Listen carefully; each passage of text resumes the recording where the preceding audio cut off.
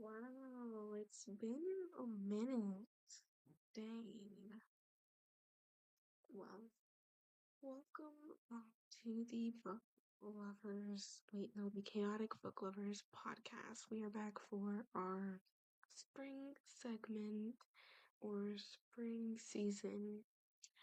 And this spring, I want to focus on writing. So, this entire season is going to solely focus on authors and writing, which if you are a reader, this does not mean you can't listen, honestly, because I feel like this also just shares like a kind of a process when you read your favorite author's books, like what goes into it, what are the details behind it, all that good stuff. I feel like if that's what you're definitely interested in, then most definitely listen to the episodes of what is it, season 4?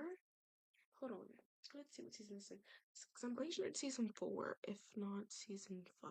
Which, if it's season 5, then that's actually really scary because where has the time gone? How did we have all, like, how do we already have, like, 5 seasons? So let's check, let's check. Let's go. And it is. Yeah, this is like season 4. Okay, so we're good. So season 4 will be solely focusing on like the difficulties in writing, the truth behind writing, and the things nobody really talks about when it comes to writing. And therefore, I want to start this episode with something that nobody really talks about, which is the diversity in book formats, okay? So, what I mean by diversity in book formats, which I don't mean like, oh, skin color or culture or something like that. I mean literally book formats, like not the book itself, book formats. So, something we often see with books is that a lot of times they're translated into different languages. And, that's a good start. But what about the other things? Like, what about black pages with white lettering, which can actually help some people read better than if it was white pages on black, white pages with black lettering? Or what if it was large print books, like for people who need large print books? So that's why when I wrote my book, I was determined I was gonna have at least translate it into 2 languages, or more. And I'm also gonna have like different types of book formats. So when you're writing, that's another thing that you like want to think about. It's not as urgent when you're writing. It's something more to think about when you're finished writing and everything like that. But I definitely want to bring it to like the attention of everyone today. How would it be like a really cool thing to settle into this, like to start off the seasons for episode 1? And there's only 10 episodes in per season, so I want to make the most out of it. And I definitely want to start off our season strong. Keep you guys enthralled and loving it, which I quite literally love this series, so I want you guys to love it, if not more, wait, as much or if not more than I do myself. But let's just go ahead and get into it. So, first thing that a lot of people don't even know exists, but there's a group of people who do, but large group of people don't even know this exists. People will have books that are printed with black pages and the letters are white. Now, for some people, this may just be a cool feature or something that you find to be like a special edition of like your favorite book. But some publishers or some authors will intentionally do this, like their book normally, and then they'll have it on like the black pages with the white lettering. And the reason why is because it's actually easier for people to read it that way, which I also think is why dark mode is an option for a lot of apps, because it's easier for you to read things that are like on a black background that have white lettering. I don't know the reason behind this. I'd have to do my research, but I first found this out through one girl on a video that I saw, and she was like, "Thank goodness, I found a book that's like this. It's so difficult for me to read on white pages with the black letters, and the black pages with the white letters actually make it 10 times much more easier for me to read." And I thought about it. I was like, that's like, never thought about it like that. Like, people actually struggle with reading on the white pages. So it's like I said, something that not a lot of people talk about. But in my research, not on the specific thing that like causes you to have to read on like the black backgrounds, like the dark backgrounds, with the bright words, but I know like this is a common thing for tons of people where it's actually really hard for them to what's the word, comprehend, read, or less. It helps them read faster, better, and they can actually comprehend um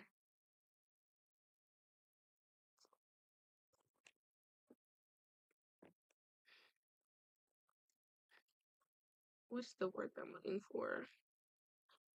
They can comprehend it better. Like it's easier for them to read when it's on a certain color page.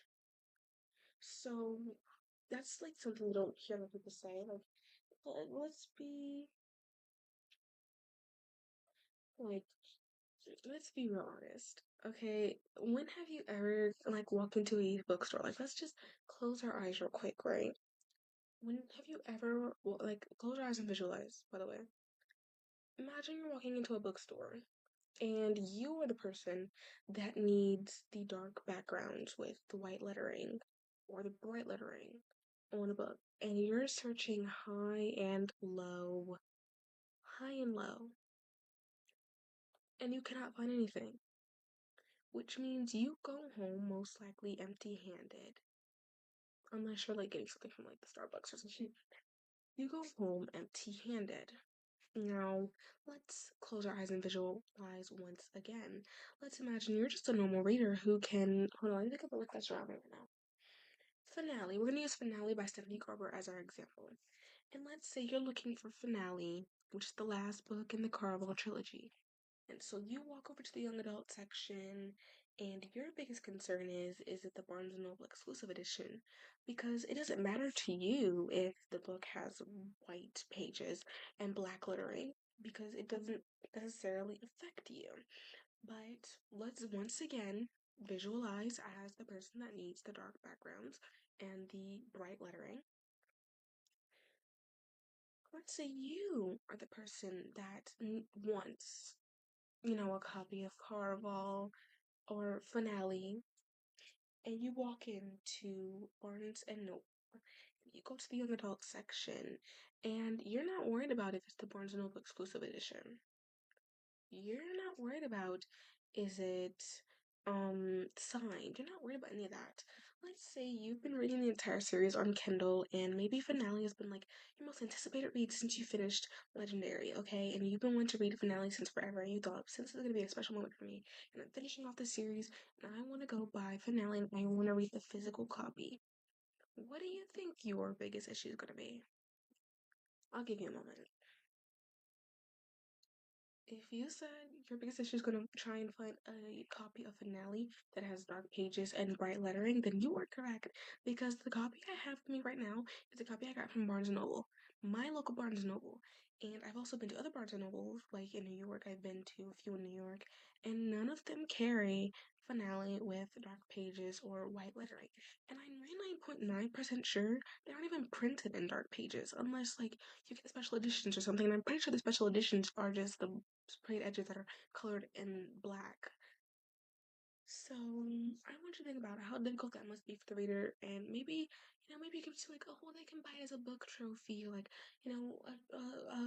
what's it called? A bookshelf trophy, a book trophy, reader's trophy, whatever. You buy your physical copy as a trophy, and you just read it on your Kindle.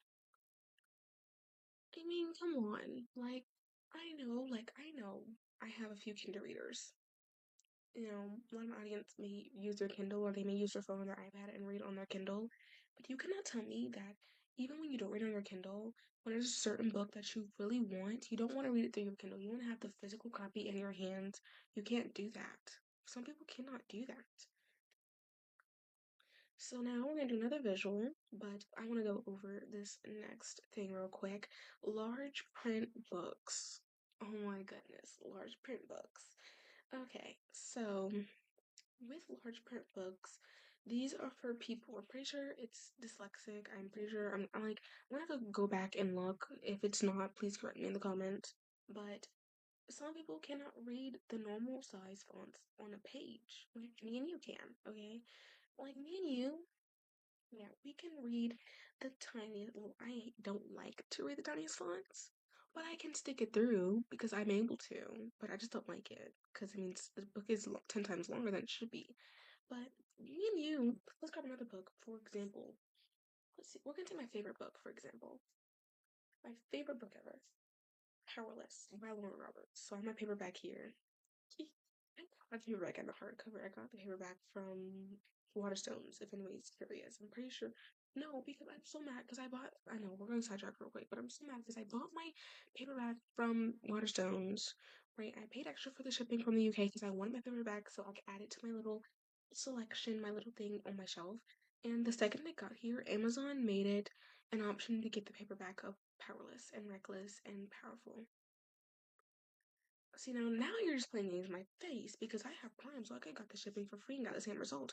And plus, that package got rained on, so make it make sense. Amazon, please don't play games with me because every single time I tried it here in the US, nobody had it. And the second I got it from the UK, you wanted to have it. But anyways, back on track. Let's say you want to read Powerless. You've heard everybody talk about it on Book Talk, and you're so curious. You want to read it, right? And you're like, okay, um, I want to find it in large print, right? So you go and you search high and low. So let's close our eyes and visualize. This is the part that we're going to visualize now. So you walk into the Barnes& and Noble, right? And I don't know where this is sectioned actually because every single time I go to Barnes& and Noble, it's always on display. And I know right now it's definitely on display because Fearless came out last month. So yeah, I don't know where this is sectioned. I'm pretty sure it's sectioned in young adult. If it is, it's most likely. Oh dang, I don't know how Barnes Noble like sorts their books. Like I think it's like fantasy and romance. Like romance is on one side, fantasy is on the other side. Like for my Barnes Noble, whatever. Let's just pretend that it's sitting right beside the Light Larks. Light Lark's always on display too. Okay, dang. Let's pretend it's sitting beside the Caravel series. Right, the Caravel trilogy, and Once Upon a Broken Heart. And you go and you're walking to the young adult section, and you're looking, and oh, there's Powerless by Lauren Roberts. You've been waiting to read this all year because you've heard everybody talk about it. You saved up all your money, and you want to go now. You got to the Barnes Noble so you could have the experience of purchasing it and walking out with it and reading it, right? So you go and you grab your copy. Lo and behold, tiny font. Or normal fonts for some people, but to others it may seem extremely tiny and it's hard for them to read it. Hard for them to read it. So let's say, you're like, okay, goodness gracious, well, you have to have a large font of this book somewhere, right? So you're like looking high and low, you ask the people at the desk, and you're like, hey, do you perhaps have Powerless by Lauren Roberts in large print by any chance? And they're just like, no, sorry, like we don't have it. Pretty sure it's not even in print. I'm sorry, we can't do anything for you. The most you could do is buy it on like the Nook, which is like I'm pretty sure it's like Barnes and Noble's like Kindle or whatever. I'm pretty sure you can like get it on the Nook and just like change the font size to like whatever your preferred font size is. But we don't have the large print. I'm pretty sure it's not even in print. So I'm sorry, sweetheart. And you have to go home with your head low because you really wanted your physical copy that you could read the physical copy. You could read it on your Kindle or your Nook. It doesn't matter. You wanted the physical copy. You want to flip through the pages. You want to read it. You want to experience it. You want to be immersed in the story. And now you can't even do that. You can't even do that because a lot of companies, a lot of publishers, a lot of authors don't think about certain people who have to have certain things like we said before, the dark pages with the bright letters, or like now the large print. So we're gonna do the visual because we get two visuals for the other one. So the second visual, let's say you're just a normal shopper. You can read any font. The font doesn't bother you, doesn't matter to you. Nope, it's quite literally okay. So you go in and you go buy the Caraval trilogy and you find Powerless, the most anticipated read of the year, right? So you pick it up. You look at it, you're like, oh, the font's pretty small, but I can read it. I can manage because I'm able to read this. And you check out with your head held high. I mean, come on, like we all deserve the same reading experience, okay? Everybody just wants to enjoy the book. Everybody just wants to enjoy the book. Can we have that or can we not? Honestly. So, yeah. Another thing that we could really hit on is like the multiple languages when it comes to my phone's like going off. Whoever's blowing up my Instagram, I appreciate it. Love you. But like we can be like, okay, like let's say we want to get 𝙎𝙤𝙘𝙞𝙖𝙡 book, right? We're gonna say checkmate, for example, right? And you can just go online, search up checkmate Espanol Ali Hazelwood, and it will come up, and you can buy your physical copy. I mean, I'm pretty sure they even have special editions. Guys, we have special editions of Checkmate in Spanish, but we don't have large font or dark on white for Checkmate in English. I mean, low key, like, I'm not saying, like, oh, if you're Spanish, like, you don't deserve this. Doesn't matter. I'm like, no. Spanish people deserve, like, people who read in Spanish or prefer, English could be your first language. You just prefer to read in Spanish, right? You can be American and just prefer to read in Spanish because maybe that's what you're studying and you just want to, I don't know, maybe just prefer to read in Spanish, you know? So, I'm not saying that. I'm just saying if you're going to include one, please include all. So, I'm pretty sure this is like literally, oopsies. Oh, goodness gracious, my candle just fell. I have a sticky buns candle because you guys know I love powerless. But I'm pretty sure that's like it. I don't have anything else I want to hit on today. I just like really want to point that out. It's just like goodness gracious, goodness gracious. This needs to be talked about like immediately. Pronto. Stat, y'all. And I feel like I put it across pretty well in under 20 minutes, but by the time I finish this outro, it's probably going to be 20 minutes. I didn't want to remind you guys that I have an Instagram because you guys know my book comes out this summer, July 31st. It's a YA clean fantasy thriller, not thriller, but mystery, YA clean fantasy with mystery. Oh my goodness, that's a lot of words to describe the book. And it's about two girls who are from two completely different backgrounds. They both find out they're part of the royal family, and they join the castle. They come live there, but it turns out all the cards are actually against them. So I have to break the curse, and boom, shakalaka. What? What mysteries will they find? What will they do? How will they solve it? I mean, you're just gonna read it to find out. And pre-order's actually up. If you go to my description down below, it has an Etsy link. And right now, this is because I'm selling it because I'm not publishing through Amazon. I'm publishing and printing through something else. So pre-orders are up now, only on Etsy. But when it gets fully printed, it'll be up on other platforms, hopefully, and then we can, do that. But if you want to pre-order, I'm doing signed, personalized pre-orders, and I'm also doing not signed, not personalized pre-orders up on my Etsy right now. And that's all I'm doing. I'm only doing physical copies right now until I can figure out how to get. Y'all were like, this girl just sat here on a 70-minute rant talking about how you this, that, and the third. Y'all, I promise, there will be what's it called? The ability to read it on like your phone, and I do plan on getting like the dark on bright pages and in different languages and large print, but I'm not doing that until publish day.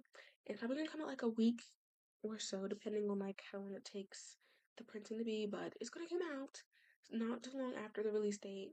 I may put up pre-orders for that stuff if I can get it out early enough, but it's a longer process. But I'm gonna get it out because I'm not sitting here doing an entire rant about diversity in book formats just to be hypocritical and not do the diversity in book format. So I will say that it's coming. I don't know when, but it will be this year, a little bit after, just a little bit. Not until not like it drops in July and the other stuff drops in December. No, like it's coming. Promise y'all. And yeah. And I will say the ebook, you will have to pay like 10 like you'll have to pay the same amount as a paperback. And the reason why is because as of right now, I'm doing it as a file, and it's really easy for like people to pirate files. And in that case, if you're gonna pirate my files and do something illegal with my copyrighted stuff, I'm gonna make my profit. Okay.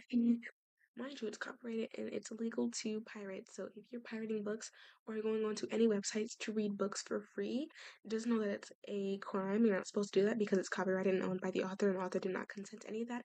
And it's illegal because it's actually stealing from the indie author or the very popular author that makes tons of billions of money. It's a crime, so don't do that, y'all. Just, your little reminder, just not to boycott not to pirate books and not to read pirated books, not to read books on free websites unless it's the author's website and there's literally a link where you can read it on the author's website, that kind of stuff.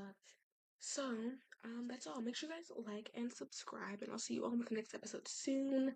I'm pretty sure in the next episode we'll be talking about, let's see.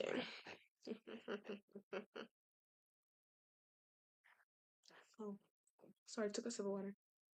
We're talking about the things that authors do not talk about when it comes to the writing process, so stay tuned. You don't want to miss it. I'm gonna try and get as many episodes as I can out in May because I do want to have it organized so that way the summer season can come out in the summer, which is August. So we're gonna try and get as many as we can out this month and next month. And yeah. Anyways, I'm gonna see you all soon. Thank you all so much for watching. Many out kisses. Mwah. Many out and goodbye. Hey everybody, we're back with the Chaotic Book Lovers Podcast Season 4. This is episode 2. And if you guys are new and you guys don't know what the Chaotic Book Lovers Podcast is, basically it's like each and every season there's a new podcast season. So like it's spring now, so this is the spring season, and then season 5 will be in the summer. And that's like really fun. So for the spring, I decided that a lot of people wanted to get into writing, so we are talking a lot about publishing companies, writing mindsets, things to do with your book if you want to be successful, things like that. And so today we're going to be talking about publishing companies and the way they do things.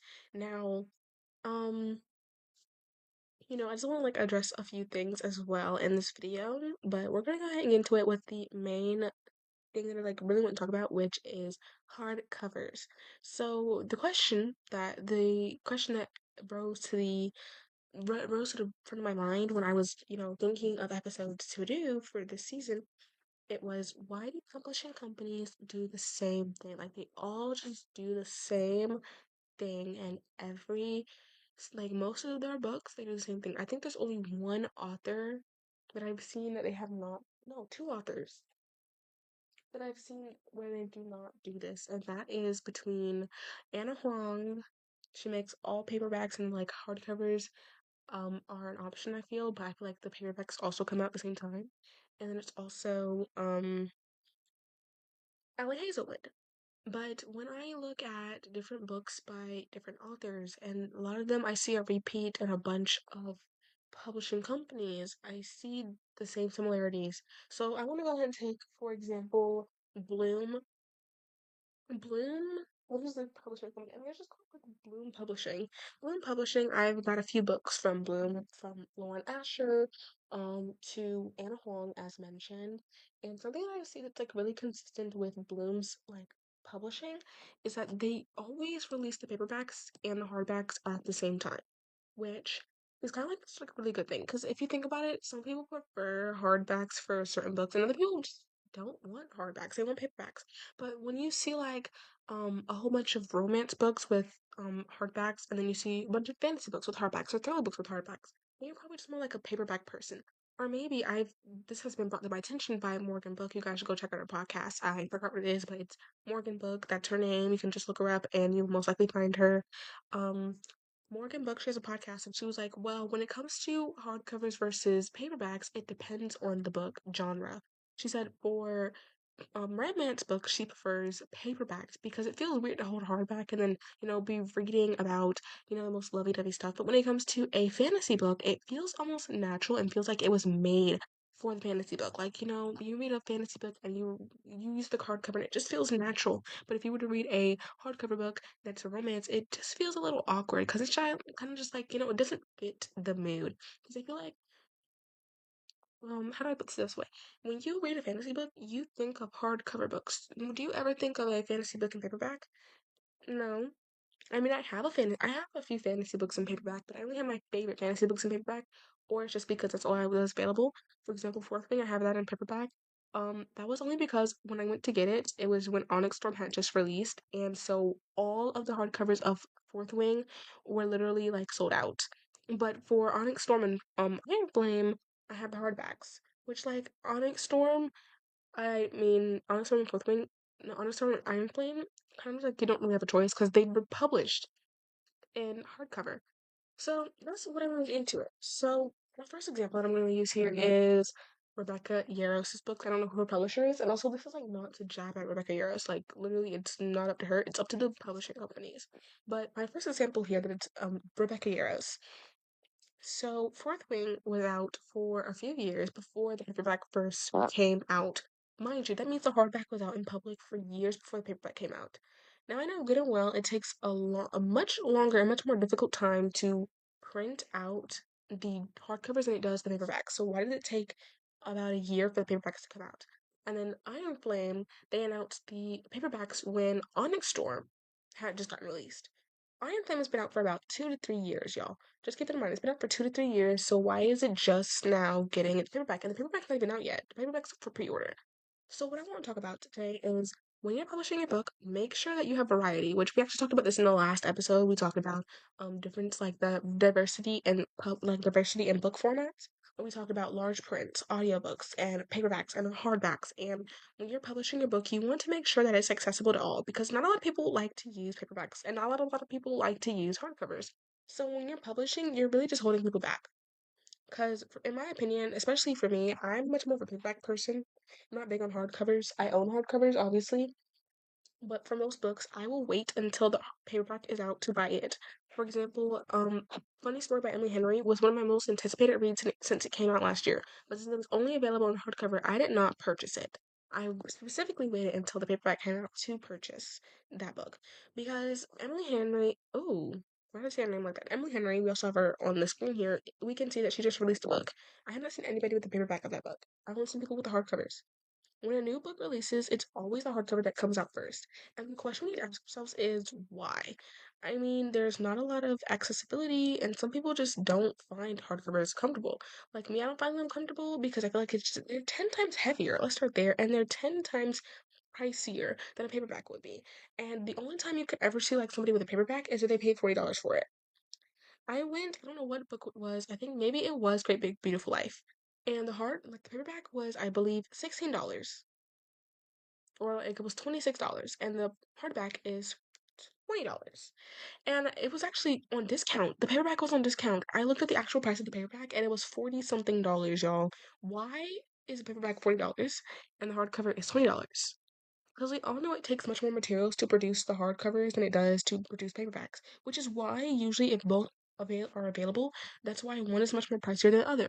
I've seen options where it's like, oh yeah, do you want the hardcover of this book? It's like $5 more, than the other version. Like take Powerless for example. I literally purchased that Powerless paperback from the UK, and as soon as they got here, like they released it in the US for paperbacks.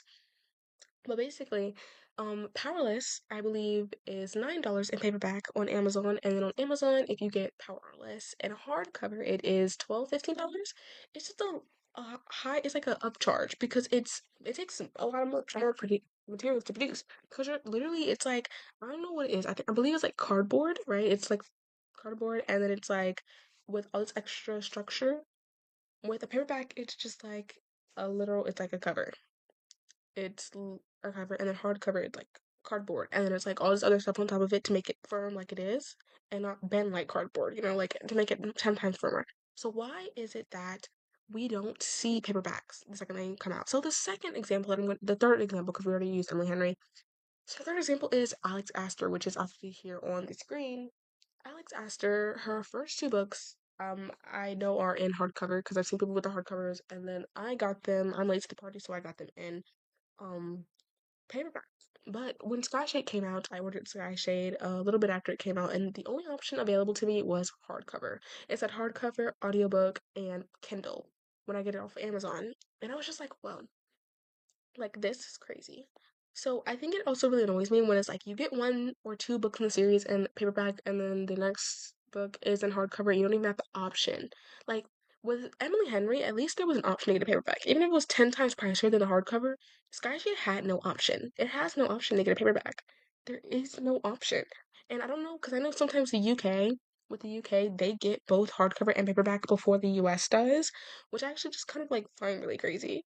Because a lot of the authors that are doing paperback and hardcover in the UK or in other countries and other states and stuff like that are the people that are stationed in the US. So why is it that, you know, like also, like I want to keep in mind, I want you to keep in mind, like this is not slandering the UK. I'm literally like, like I said before, I'm talking about the publishers. So how come is it that people that are outside of the country, like for like, let's take Canada for example, and we have Canadian, let's say we have a Canadian author and they live in Canada, right? And Canada only has options for the hardcover of a book.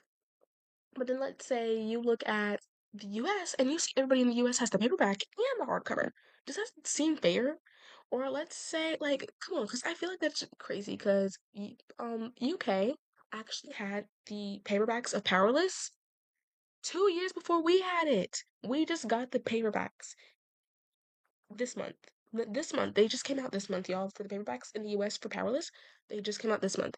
I had to order mine from a UK site called Waterstones to get my hands on a paperback. Do y'all hear what I'm saying?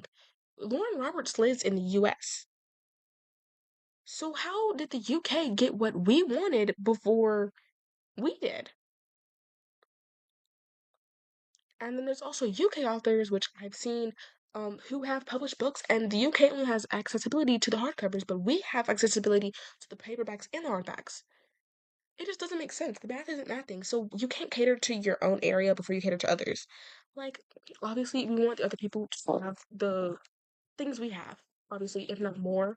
But I just feel like it's crazy how, you can cater to them, but you cannot cater to us in a timely manner. Like, okay, I'm gonna do an example. This has nothing to do with books. Let's say a mother, right, buys clothes for her child's friend and a month later buys clothes for her own child. And let's say this child has been needing new clothes for years. No, not years, for weeks. And her friend has a boatload of clothes that she can wear.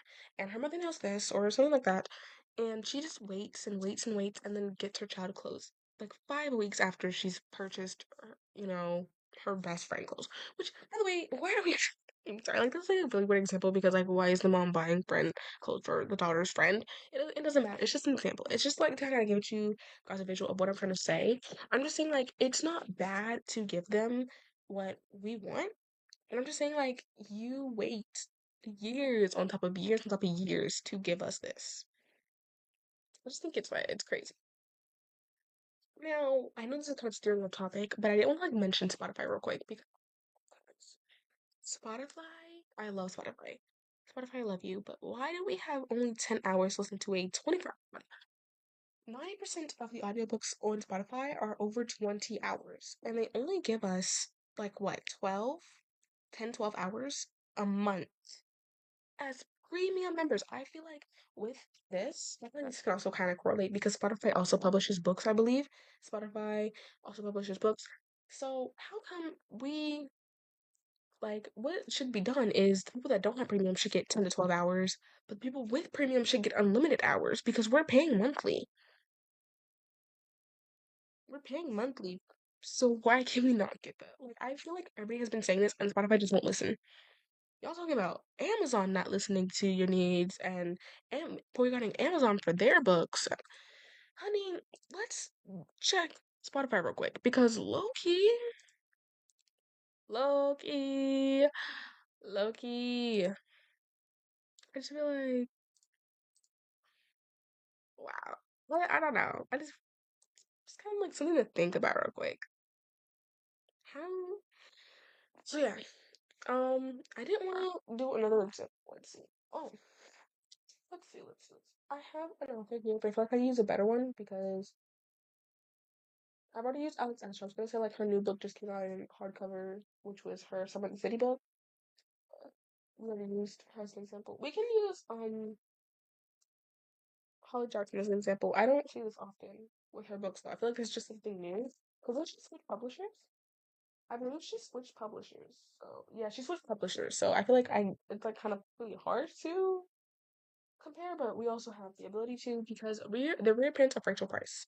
That book came out and it was only available in hardcover for months and months and months. And I don't hold on, we're gonna look it up together, guys. We're gonna look it up together. Okay, let's see. Amazon, and then we're gonna look up. I'm not typing all that. I just type up Polly Jackson, it comes up. Holly Jackson and the rare prints of Rachel Price, and the first option I have is hardcover. Now it's on sale for 50% off right now. I believe I don't know if it's because of Prime or not, but it's on sale for $20, $12. But the original price is $20.99, which is $21. So paperback. Paperback is available now. It's 14 bucks. It says I purchased the audiobook. When did I do that? November 4th, 2025. The paperback's not even out yet. The paperback comes out November 4th, 2025. When was this book published? Because I believe it was like a year or two ago. This book was published in April 2024, and the paperback still is not out. It's 2025, y'all. It's May. This was over a year ago when this book came out, and the paperback doesn't come out until November. November. Do you guys hear what I'm saying? So I feel like I can't use her as like a big example because I feel like before her books like Good Girls Guide to Murder and stuff like that was coming out and like, paperbacks first and everything like that. But now that she switched to a new publisher, like even with Not Quite Dead Yet, it says it the book itself, the hardcover is $28. It's on sale right now, so it's $19.60. And there's a paperback option available right now. So the paperback option is not going to be released until wait, when's this book come out? Okay, so the hardcover and paperback will be released on the same day, July 22nd, 2025. Thank goodness. But the oh wait. Oh, okay. I mean, it doesn't justify the price. The paperback is $30, and I had to look closely, and it says large print, which I was at first gonna be like, oh, okay, but then I just was like, wait, why is a large print $30? Why is a large print $30? And when is the normal print coming out for paperback? Like, come on now. First of all, this goes back to what I said in the last episode. We need more diversity in the books with large prints. I spoke about large prints and how a lot of publishers and companies don't do large print, and I'm glad Random House is doing large print. But for $30, why must one pay such an expensive price to be able to read? I got the Summer of Broken Rules for $5. I got Summer of Broken Rules for $5, and guess what? They had so many sales. And now rarely I see like books that are like expensive get too many sales. I've seen in like bookstores the books that are like on the cheaper side are usually they have like not a lot of copies left. But then the most expensive books that are like probably most popular are always filled. Like nobody even glanced at them, especially the hardcovers, because everybody know what they get into when they pick up a hardcover. They're just like, no, like, Barnes& Noble, let's take Barnes& Noble for example. They had the tables and everything. I remember once when Funny Story first came out, they had a table that was like book talk, romance stuff, and there was a whole bunch of paperbacks around it, and then Funny Story and another book, I forgot what it was. It was not Emily Henry though. I think it was like what was it? I don't remember. It was like two hardcovers. All the other books had at least sold one book on that table, and you know what the highest stack was? The funny story stack and the other hardcover stack. Because they're hardcovers, people already know they're like gonna be 10 times pricier. Especially if it's at Barnes and Nobles. Honey, I go there for the experience. Not the experience alone, I still buy stuff, but I go there for the experience mainly. Like if I see a book that's if I see a book that's $10 more than what I can get on Amazon, Red Queen, for example. Take Red Queen for example. I went to go get Red Queen. It said it was like $15, $17. I was originally gonna get Red Queen, the paperback on its own, which was gonna be $9. But I got the pack which had all the books, and I got it for $30. $30. Do you hear that? Do you hear how much I paid for the pack? And if I bought each and every single book individually alone at Barnes and Noble, I would have spent over $60 at most. Another example. Wait, we're not even talking about Barnes Noble today. We're not talking about Barnes Noble today. We're talking about book formats. I'm sorry. So that's one thing I want to address. Another thing is why do publishing companies promote only the same authors over and over again? I saw a video of somebody talking about this. They were just like, you know, publishing companies, they don't pick up black authors or authors of color and stuff like that. I feel like that's not the case. That's not the case because I've seen publishing companies, you know, what's it called? Pick up authors that are of color or from different races or ethnicities and stuff like that. I feel like the problem is they just keep promoting the same books over and over again. Like Emily Henry's book promoted over and over again, over and over again, over and over again. Like whenever she has a book release, it's just promoted over and over and over again. But then like the small authors, they post like one or two posts like, hey, this book's coming out, and then like, hey, another reminder this book's coming out. And that's it. Then all the other authors like let's like all the other authors, I don't say let's make up an author. Let's make up an author. Let's say her name is Jackie Shade. Okay, Jackie Shade. And let's say she's made 1,000 sales in a week. And so the publishing company she's in, she releases another book a week after her book just came out, and they're promoting. And a smaller author. Let's call her. We're gonna call. I was gonna say, let's just take a book name, Caraval. Let's call the small author Caraval, right? And Caraval releases a book, and the publishing company promotes it once. That's kind of like what it is. That's kind of like what the dynamic is. But I feel like at the same time, it's also business. You promote what works because you know it's going to sell, you know it's going to make you money. So on one hand, I kind of get where they're coming from with the not promoting the small authors and their publishing company because they know they're not going to make a whole bunch of money. But at the same time, they're not making a whole bunch of money because you're not promoting them enough. I mean, if I feel like if publishing companies promoted their clients better and actually did things for people to interact and posted the synopsis and posted tour dates and set tour dates up for them, they would have best-selling authors back to back to back to back to back. They don't even have to worry about small authors in their case. You wanna know why? Because you're promoting them equally. I feel like with Emily Henry, no, not even no, sorry. Sorry. Uh, Her name slipped. So I was thinking about Great Big Beautiful Life. But um with Jackie Shade, Jackie Shade, they promoted her thing for a week straight, and then another week her book came out again. Another book came out again. So another week straight of promoting. And then Carval, she's just releasing books back to back to back, and she's not getting any sales. And so she's had to take it on her own and start promoting her own book, which that's how they get sales. And then they want to still take the credit for it. I feel like, publishing companies, I just feel like I want to address those two things, which is like the paperbacks and hardback conflict, and then the publishing companies not promoting their small authors. Because I feel like everybody's like, they're mainly getting mad at the authors too. They're like, authors, like, oh my goodness, I keep seeing on my For You page, and like, that's like, not their fault. They have people who are reading the books, there have people who are hyping up the books, there are people who are talking about the books, whether it's good promotion or bad promotion, it's PR, no matter.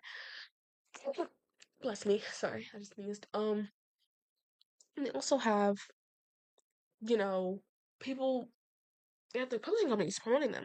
But then like if you guys don't even read Carabal's books, like Carabal has posted so many good, thriller books. Carabal has written so many good thriller books and good romance books and good literary fiction books, and you guys don't read them. And it's kind of just like, it's mostly the publishing company's fault. They don't put them in bookstores, they keep them online strictly, they don't promote them often.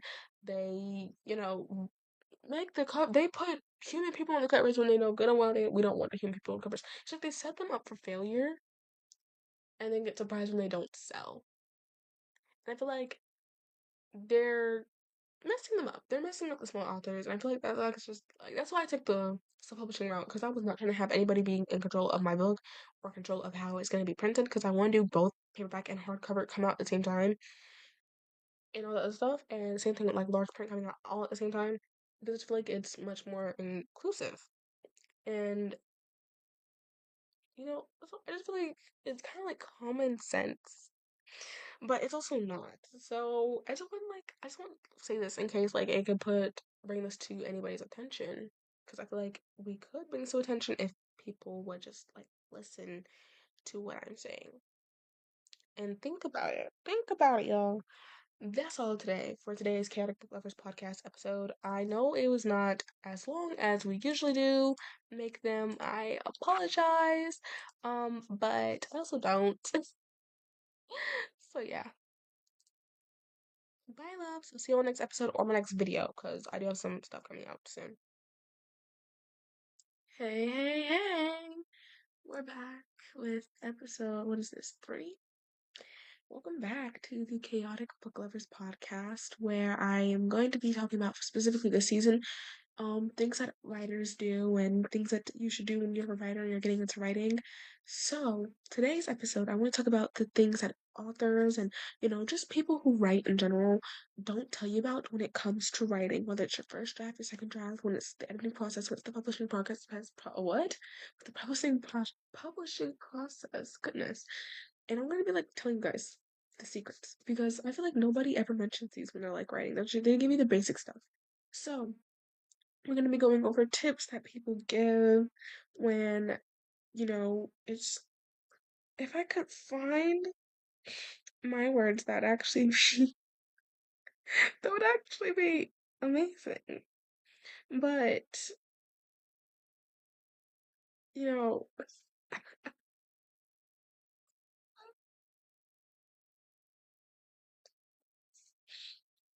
oh my goodness. But if I could tell you, wait a second. What am I yapping about? Oh my goodness. Okay, let's try this again. Try this again, guys. Today we're going to be going over the tips and tricks that people tell you. I'm going to say what is, valid and what is not valid. We're also going to be telling you guys about, I'm also going to be telling you guys about the writing process and when it comes to writing your second draft and why the second draft is important. So let's just go ahead and get into it with, first of all, when it comes to writing your first draft. When you write your first draft, you want to just lay out all the information that you can, right? Like, don't worry about typos, don't worry about mistypes, and if you put the wrong form of grammar in. That's what the second draft is for, which, like I said, we're going to be going into the second draft later, but that's what the first draft is, just so you can get the idea out, if you can have the first draft written, and it's ready to go, you know? And then the second draft is where you actually go through and you do all that stuff. But before you even start writing the first draft, what you want to do is you want to, and what I do is I have like notebooks dedicated to, like, if I have a series and I have notebooks dedicated to the series, or if it's like standalones, I have notebooks dedicated to standalone, so I can like write down all the ideas and the plot and everything like that. But um when it comes to series, I have notebooks, but I also have a Google document. So, for example, at my book that comes out July 31st this year, I have a book called The Ruined Royals, which go follow on Instagram. It's always like the description, so you guys can like keep up with the book. But with The Ruined Royals, it is I have a notebook dedicated to that book. I had a notebook before I made the Google Doc, right? So I had the notebook, I planned out stuff. It was from character names to the personality types, plot twists, the plot, etc., and ideas that I had for like random parts of the book. But when it came to the Google document, that's where I actually started, like, with my first book, The Ruined Royals, I did not do this, which I really wish I had, but I'm in the process of writing the second book of this trilogy, and I'm doing this, which is basically where you plot your chapters. Now, what it means to plot your chapters means I write like chapter one and I give a brief description of what I want to happen in chapter one.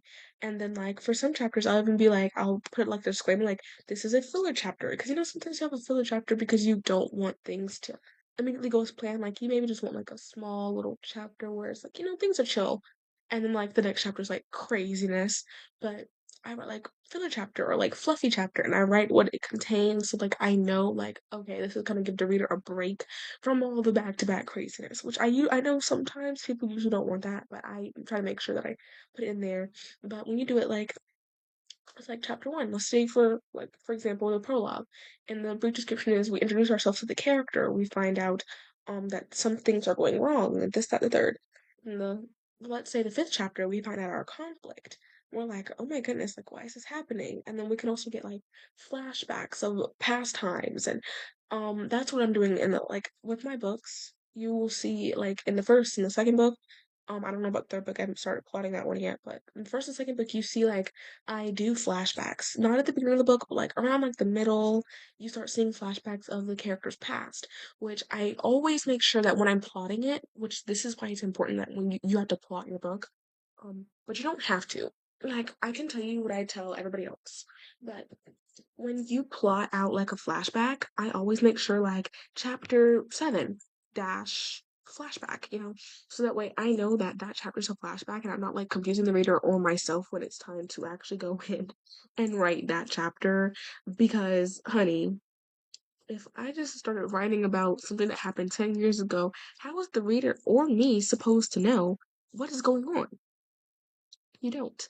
And I feel like that most definitely is the problem when it comes to plotting your books. Because I know some people they can plot it, but it's like sometimes you don't know how exactly it should look when it's plotted, which we will go into that in another episode. I feel like I think right if I haven't because I have my episodes planned now. We'll go into that a few episodes from now. But today we're just focusing on like the plot line and everything. So I'm gonna tell you guys a conversation I had with somebody who messaged me and asked me what it was like to write the first draft and like what is the best plotting mechanisms, if that makes sense. So I'm trying to find it. Hmm.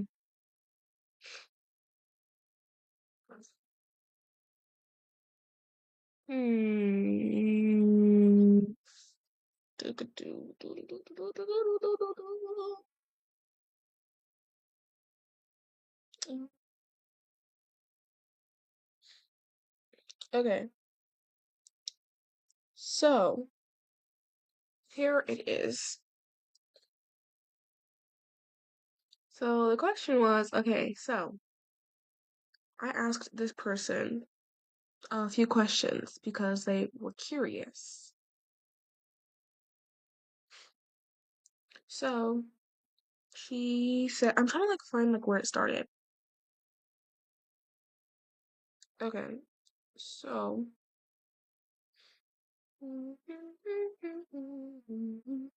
she asked me, is this plot unrealistic? Because she explained the plot of the book to me. She said, is that unrealistic? I said, do you want it to be? And then she said, I'm not sure. Is that even allowed? I mean, are there authors who ever made a book where the story is unrealistic? I said, romance, fantasy, thriller, a lot of them are unrealistic. I said a lot of readers today go for unrealistic reads because it allows them to escape from reality. Now, that's not saying like people don't go for realistic reads because I know sometimes I want a realistic read, but I'm saying like some people they want an unrealistic read because it can like help them escape from reality. It's like escapism for them. So I said, but there's also still that portion of people who like realistic stories because it keeps them grounded back to reality or because that's just what they prefer. I said, what is this?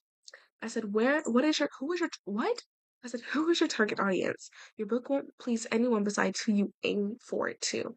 I know it's like not the proper grammar for that. I would say it's late at night, but it says I sent this message at 1 p.m. that day, so it wasn't late at night. This conversation happened back in January, by the way. Um, she said, like the age audience, like the young adult, fully adult. I said, no, the people who you think would enjoy the book, non-realistic book lovers or realistic book lovers. And then I said, okay, that's your first step. The second step is age range. Is it YA, adult, middle grade, which I'm assuming is like middle schoolers? And then she told me who the target audience is. She said young adult might enjoy it. And then I said, all right, so young adult is your target audience. Adults read YA books all the time, like Better Than the Movies, Powerless, and Carvel, which are some of the most famous popular books that are YA that adults still read today. So it's like not like when you choose a book that's YA, it's not limiting adults from reading the book. It's just so that way, teens know that they're able to read the book as well. So when you make your book YA, it does not mean that, you know, adults can't read it. It's for everybody. It's for teens and up. That's what YA is, okay? Um, I said the third step is your length. Is it a novel, which is, in my opinion, 200 pages or more? Is it a novella or novelette, which is 150 pages or less? And then I said, all right. She told me what it was. I said, all right, step 4, outlining it or winging it, which is what you need to know, what you need to figure out. And it says, outlining looks like this. And I showed her some pictures of me outlining my book, like I explained to you guys. I said, it's something you do before actually writing the book, and it makes it easier to write during the process because you actually have something to lean on. You'll write after, which is what I'm doing with my second book in my trilogy. Not outlining, however, I did that with my first book. It was fun because I had no limits and could have full creative potential, but it led a lot of writers, including me, into writer's blocks because I had nothing to lean on. Outlining might make the writing process longer because it's pre-planning before you write, then you actually write, then you edit and all that stuff. And which not outlining is somewhat quicker depending on your writing speed and writer's blocks because it's write, second draft, edit, and then publish. So here's the thing. When you outline your book, like I said, it's going to take a longer process, but you have something to lean on because the outlining process is going to be harder than the writing process. It's going to be hard to come up with chapters when you don't outline them. So if you outline them way beforehand, before you even start writing, you can lean on something. So when you go to like chapter 17, you just go back to that Google Doc or you go back to the notebook and you're like, okay, this is what's supposed to happen in chapter 17. So now I just have to figure out the way to get it there. That's literally all you have to do. After you plot your book out, after you sort out what you're gonna do, how you're gonna do it, what your summary is, it's so simple. And that's why I like to outline my books. Now with my first book, like I said, I did not outline it and it worked out well. The story is nice, but I had such a difficult time with figuring out what I was gonna do. So, like, for example, chapter 27, I had no clue what was gonna happen, but I just knew that I couldn't leave the book at chapter 26 because I had left that off with a cliffhanger at the end of that chapter. And so I had to figure something out for chapter 27 because I have no clue what I'm gonna write. Now, if you outlined it, chapter 26 would be done. You'd be halfway through chapter 27 because you already know what you want because you outlined it 3 months ago before you started writing the book. So that is the importance of pre-planning and your rough draft, your first draft. Now, let's get into the second draft of your book. So the second draft, like I said at the beginning of this episode, I said you do not have to fix every grammar mistake, every single spelling mistake, all that other stuff when it is sorry, when it is what is it called? What is it called? Oh, when it is incorrect, if you find something that's like, oh, if it gives you that red squiggly line, you do not have to focus all your energy into that one spot. Come on, it's the first draft. But when you get into the second draft, that's where you can actually look over stuff. You view for errors. You see this, that, and third. What do you like? What do you not like? What do you want to change? That's what the second draft is for. So when you go into second draft, you can delete any mishaps, misspellings. You can change stuff. That's what the second draft is for. The first draft is so you can get into like, oh, this is what's gonna happen. And the second draft is where you actually do your pre-editing before you actually edit. Now, if you're gonna be your own editor, I recommend getting apps like Grammarly because it helps you figure out like better grammar for things. It also points out spelling mistakes that, Google Docs or Word might not. I feel like it's much more efficient for me. I use it for not just writing my books, but also when I do assignments, stuff like that. And also, this is not sponsored. I just want to make that clear. I would have let you guys know. I randomly sponsor me, please. But if you use something like Grammarly, then most definitely you're covered. But I would recommend editor. I was gonna edit it on my own, but then I realized that when I hired my editor, there were things that she went over that I literally didn't catch. And I was just like, oh my goodness. So that's why I feel like you need to hire an editor because, I know some people might be on a budget. So if you're on a budget, I recommend like doing like 3 or 4, like editing 3 or 4 times because you want to just make sure you're not missing anything.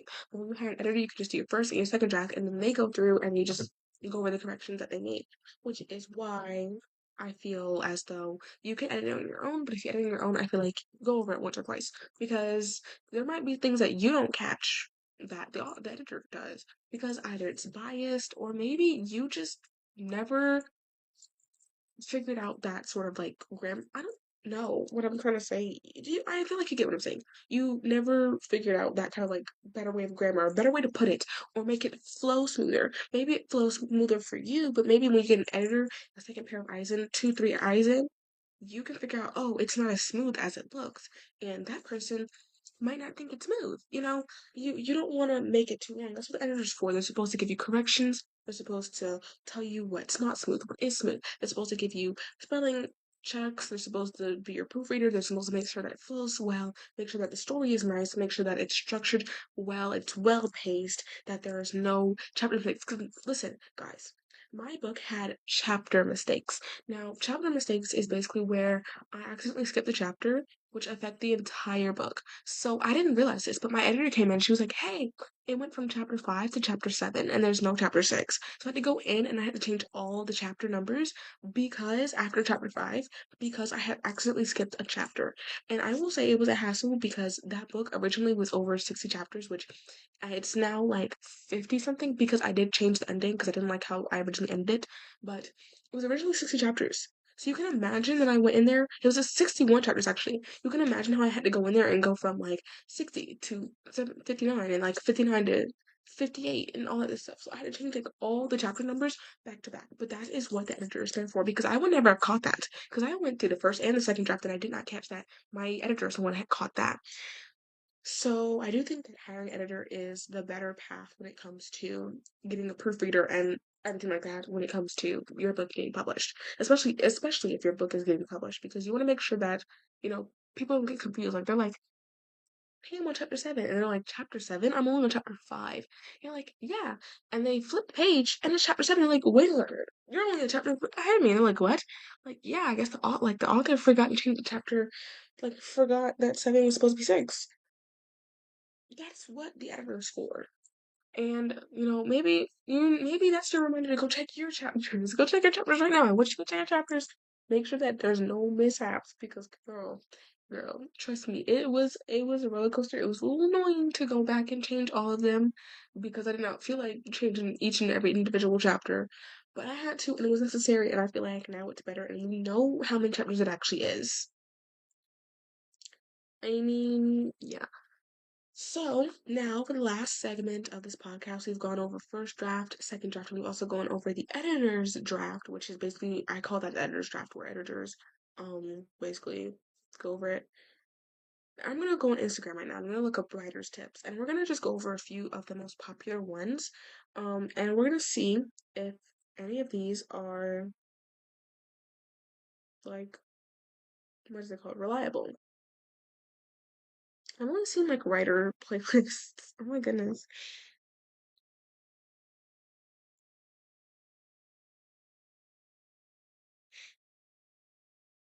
Okay, we're gonna like things not to do with a writer. Because maybe that might give me something better.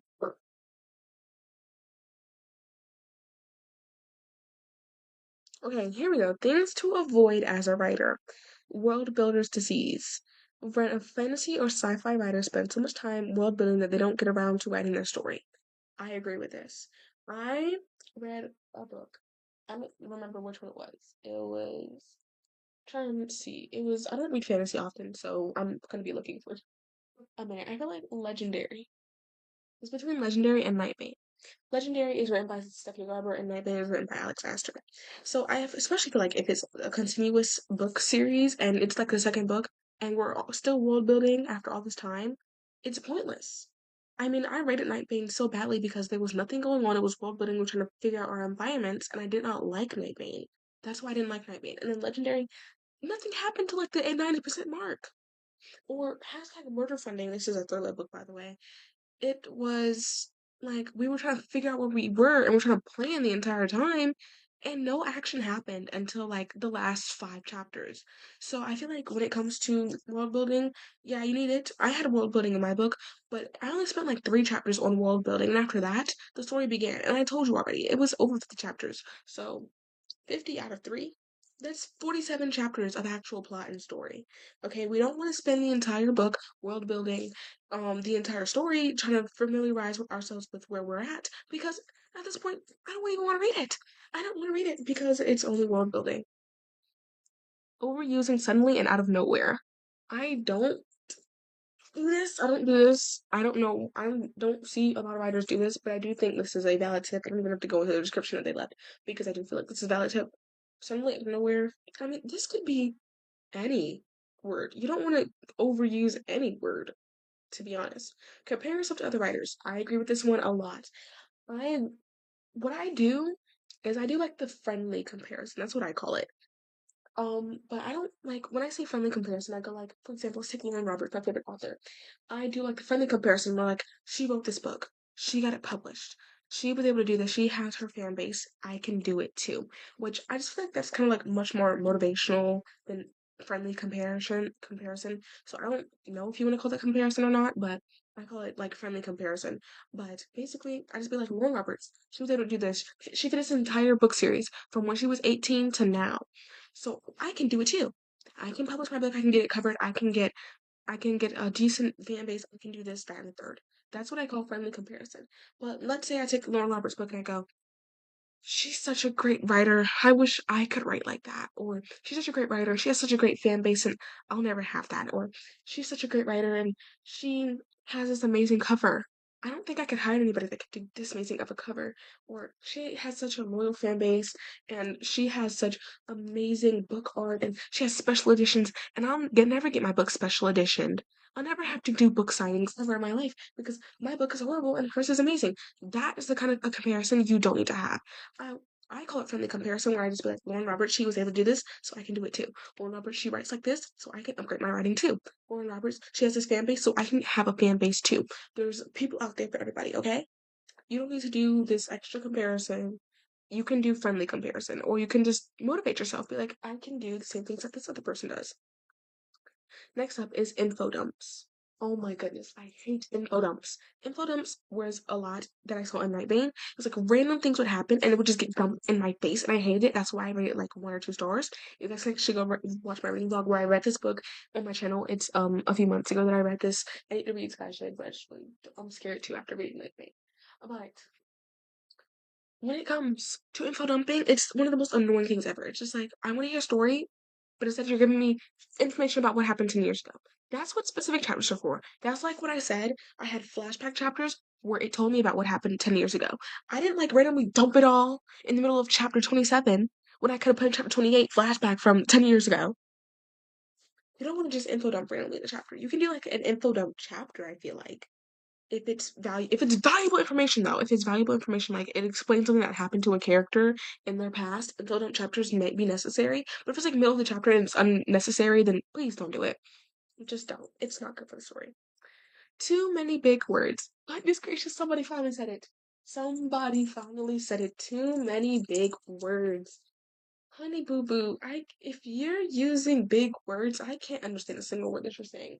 And I want to take like Unraveling, for example. It wasn't big words, but it was like the way stuff was worded. Like when Aaron was talking to um Adam, he was like something people only use crude language, something like that. And I just didn't understand a single word he said. I was just like, what did this man just say? like I know what he was trying to say. Like he was just like, if you have to use like foul language in order to get your point across, then you have no real point, no valid point. But it was a way that was worded where I feel like if I didn't know what they were talking, like, because it was like we already knew what they were talking about. He was shaming Adam because he had like used like 20 cuss words in like a sentence, and like he was shaming him on that. But like if we didn't know what he was talking about, I would have been like, what?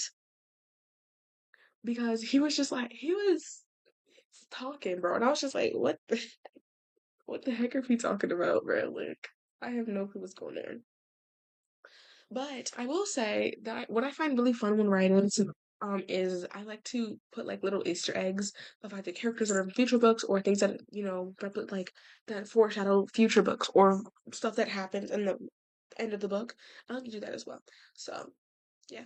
But that is the end of today's episode. I hope you all enjoyed, and I will see you guys soon. I have a lot of videos I need to edit. I have a reading vlog for you guys.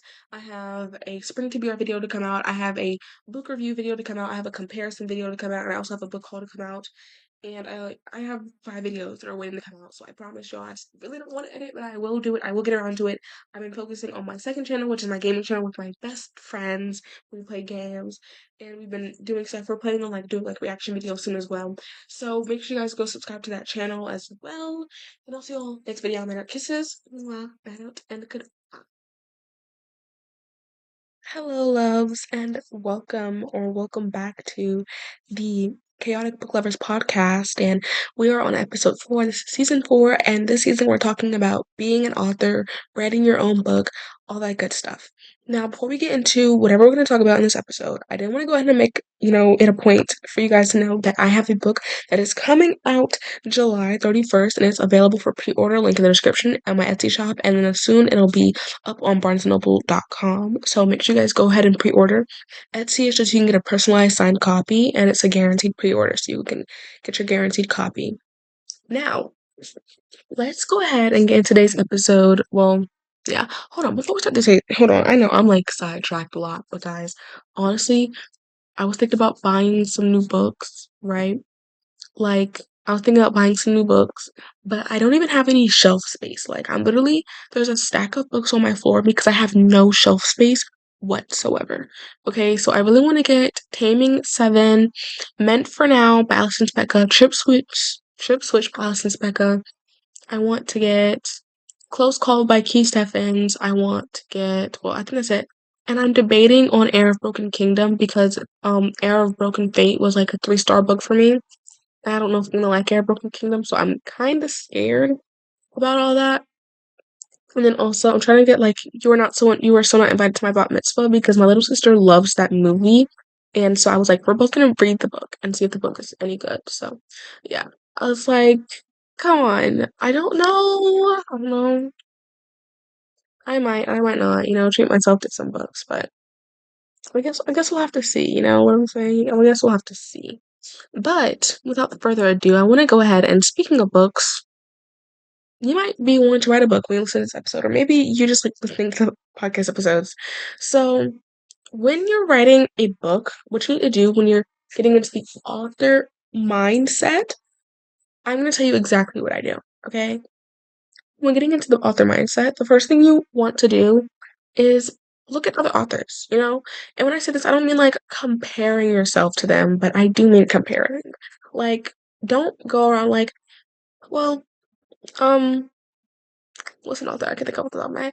Alex Astor has such a huge fan base, and she has such a huge amount of people who buy her books daily. That could never be me. Like that won't ever be me. No, that's not the mindset we want to have. Maybe we should be like, Alex Astor was able to grow this platform, and so can I. Like, I can build a platform just as she did. You know what I'm saying? So that's first of all, the first step of mindset is to get your mindset correct, right? It's to get your goals correct and get a clear view. Now, goals. Let's talk about goals real quick. What are your goals? Do you plan on publishing or not?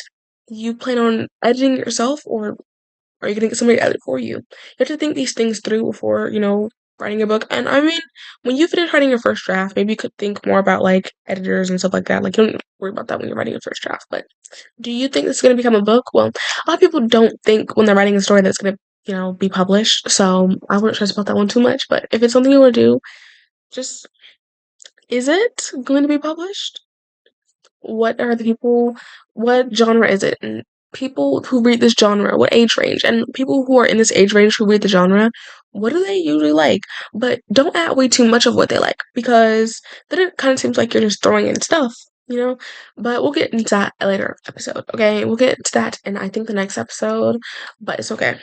So when it comes to this quote unquote author mindset. What do you need to have? Okay, you need to have, first of all, a clear space, like a safe space to write, whether it's your bed, which is where I usually write, or it's a desk, or it's a table, or it's an office. Where is your safe space to write? That's what you need to figure out first before moving into anything. Like moving into anything, you need to figure out what is your safe space, where am I going to write, how am I going to write, stuff like that. What am I going to do when I write? Am I going to have like a study session thing when I write, stuff like that. Okay, it's actually really simple. You can find videos online where it's like write with me's or study with me's, and I usually use those because it actually gives you breaks in between so that you can rest your mind a bit. Now, as for the entire writing process, that can be really stressful. So, another thing that you want to do before going into just straight up writing a book is you want to think things through, honey. And you also want to just be really careful about what you're writing as well. See, when you're writing a book, you want to make sure that it's what you're passionate about.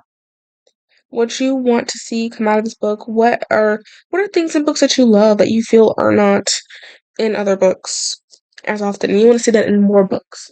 What is that? So, well,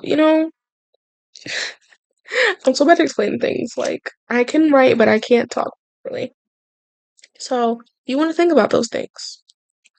You also, when you're writing, you don't want to just force yourself to write because then you'll lose motivation and the book will seem flat. You want to have the real raw emotion there, but you can't have real raw emotion if you're forcing yourself to write daily. So you may see people say, try and write 1,000 words daily or try and write this daily. Do not try to write anything daily. I didn't even write daily. You know how long it took me to write my book? 2 years. 2 years for 200 something pages, guys. 2 years. Do you think I wrote daily over the course of 2 years? No, I did not write daily. More like monthly, and then like near the end of the book, sure, I started writing more frequently. But daily? No, most definitely not. And that's not to say if you can write daily, not to do it, because if you can, that's good. But I'm saying don't force yourself to write. Because I forced myself to write, and there were literal chapters in there that I had to delete because they were not well put together and they had no true emotion for me because I was just forcing myself to write in order to get the first manuscript done. Like, you guys, does that sound like anything you want to do? You want to go in and have to delete multiple chapters that had nothing going for them because you forced yourself to write? Do you want to feel unmotivated for not just writing but other things because you forced yourself to write on a day you know you're not going to write? It's okay not to write daily. I mean, do you think that Allie Hazelwood writes daily? Well, low key she might because she be pumping out books like it's candy. Okay, but do you think Allie Hazelwood writes daily? Do you think Lauren Roberts writes daily? I know these authors most likely do not write daily. Weekly, maybe. Weekly, sure. Monthly, sure. But daily? Not every author writes daily because, you know, in the author's defense, who's gonna have motivation to do that? You're gonna have ideas daily for this book on what the next plot is gonna be. No, some things have to saturate over time. Do you understand what I'm saying? Some things have to saturate over time. Like books, when it comes to like endings, for example, or if it comes to like just simple thoughts, like simple things, do you think that these authors are out here writing daily? No, because they don't have, because if they were writing daily, then their stories would fall flat. There would be no, crazy endings. Because when you write daily, it doesn't give your brain enough time to saturate, unless you're like a thinker, which I salute that. Clap, clap, clap it up. But if you are not like one of the thinkers that think profusely 24/7 and you not writing daily, that's okay. Like, first of all, that's okay. That's okay, first of all.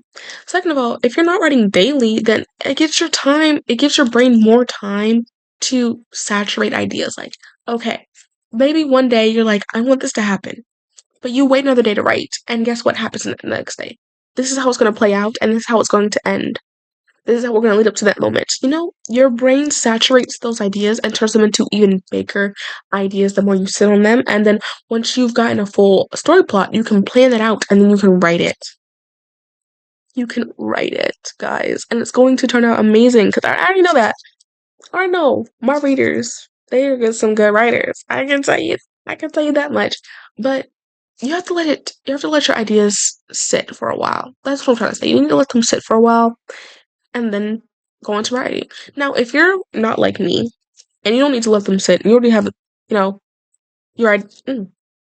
your idea off the top of your head, that's good. Go ahead and write that story, baby, because, come on. I was gonna say something, but that's going to be for a later segment in this video, on this podcast episode, so, yeah. But I guess I can just go ahead and say it, and that is the faster you finish writing, the faster the book is going to be published. Now, listen, once again, not to say to rush your writing, because what did we just say? We just had an entire conversation about this. Do not go out here and rush your freaking writing, y'all. Take your time. It's not gonna kill you. Just sit there for a week and think about an idea and to write it down like a week later. Okay, it's not gonna kill you. But what I'm saying is, you have an idea. You have the time. You have the motivation, but instead you procrastinate and you don't write the book. Now, whenever I did this, I would just get in the mindset of the faster I write down these ideas, the faster the book will get published and out into the world. And I also won't lose these ideas in my mind, I won't lose these ideas at all. because I have the plans in my head. So it'd be really hard to forget it if I wrote it down while I have the motivation and the ideas to do so, while I have the capability and the time and the ideas to do so. Come on. Come on, guys. Just like think about it. Like, I'm gonna give you guys some time to think about it. Let's take a few seconds to think. Like genuinely think, okay? I'm gonna lay out the story for you. We're gonna do two stories, two scenarios. Just like how we did those two scenarios in like the first episode, I think it was. But two scenarios. First scenario, you have an idea.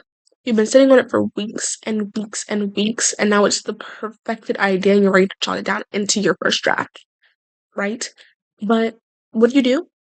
Instead, you procrastinate and it takes you 2 months to write that said idea. Write said idea.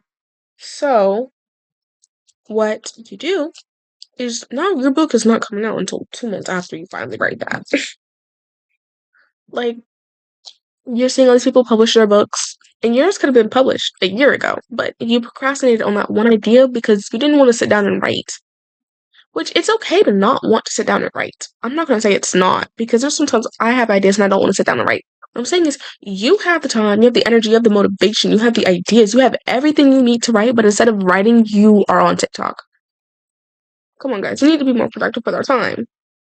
Your book could have been out a year ago, but instead you were scrolling on TikTok, so now your book is not written. All these indie authors releasing their books and getting book deals and TV shows from books and all this stuff, they're getting their opportunities and they're getting their deals because they're writing and you're on TikTok. Now, second scenario, let's think about it. Close your eyes and think about it, guys. Think about it. So let's say you have an idea, you have the time, the motivation, the energy, you have everything you need to write this next chapter. It's the last chapter you need for the book to be perfected. And so what do? You go to your computer and you write that chapter. You write that final chapter to end the book. And boom, you submit it. Well, you finish it. You do your second draft. When you finish the second draft, you submit it in for editing. You get the cover made.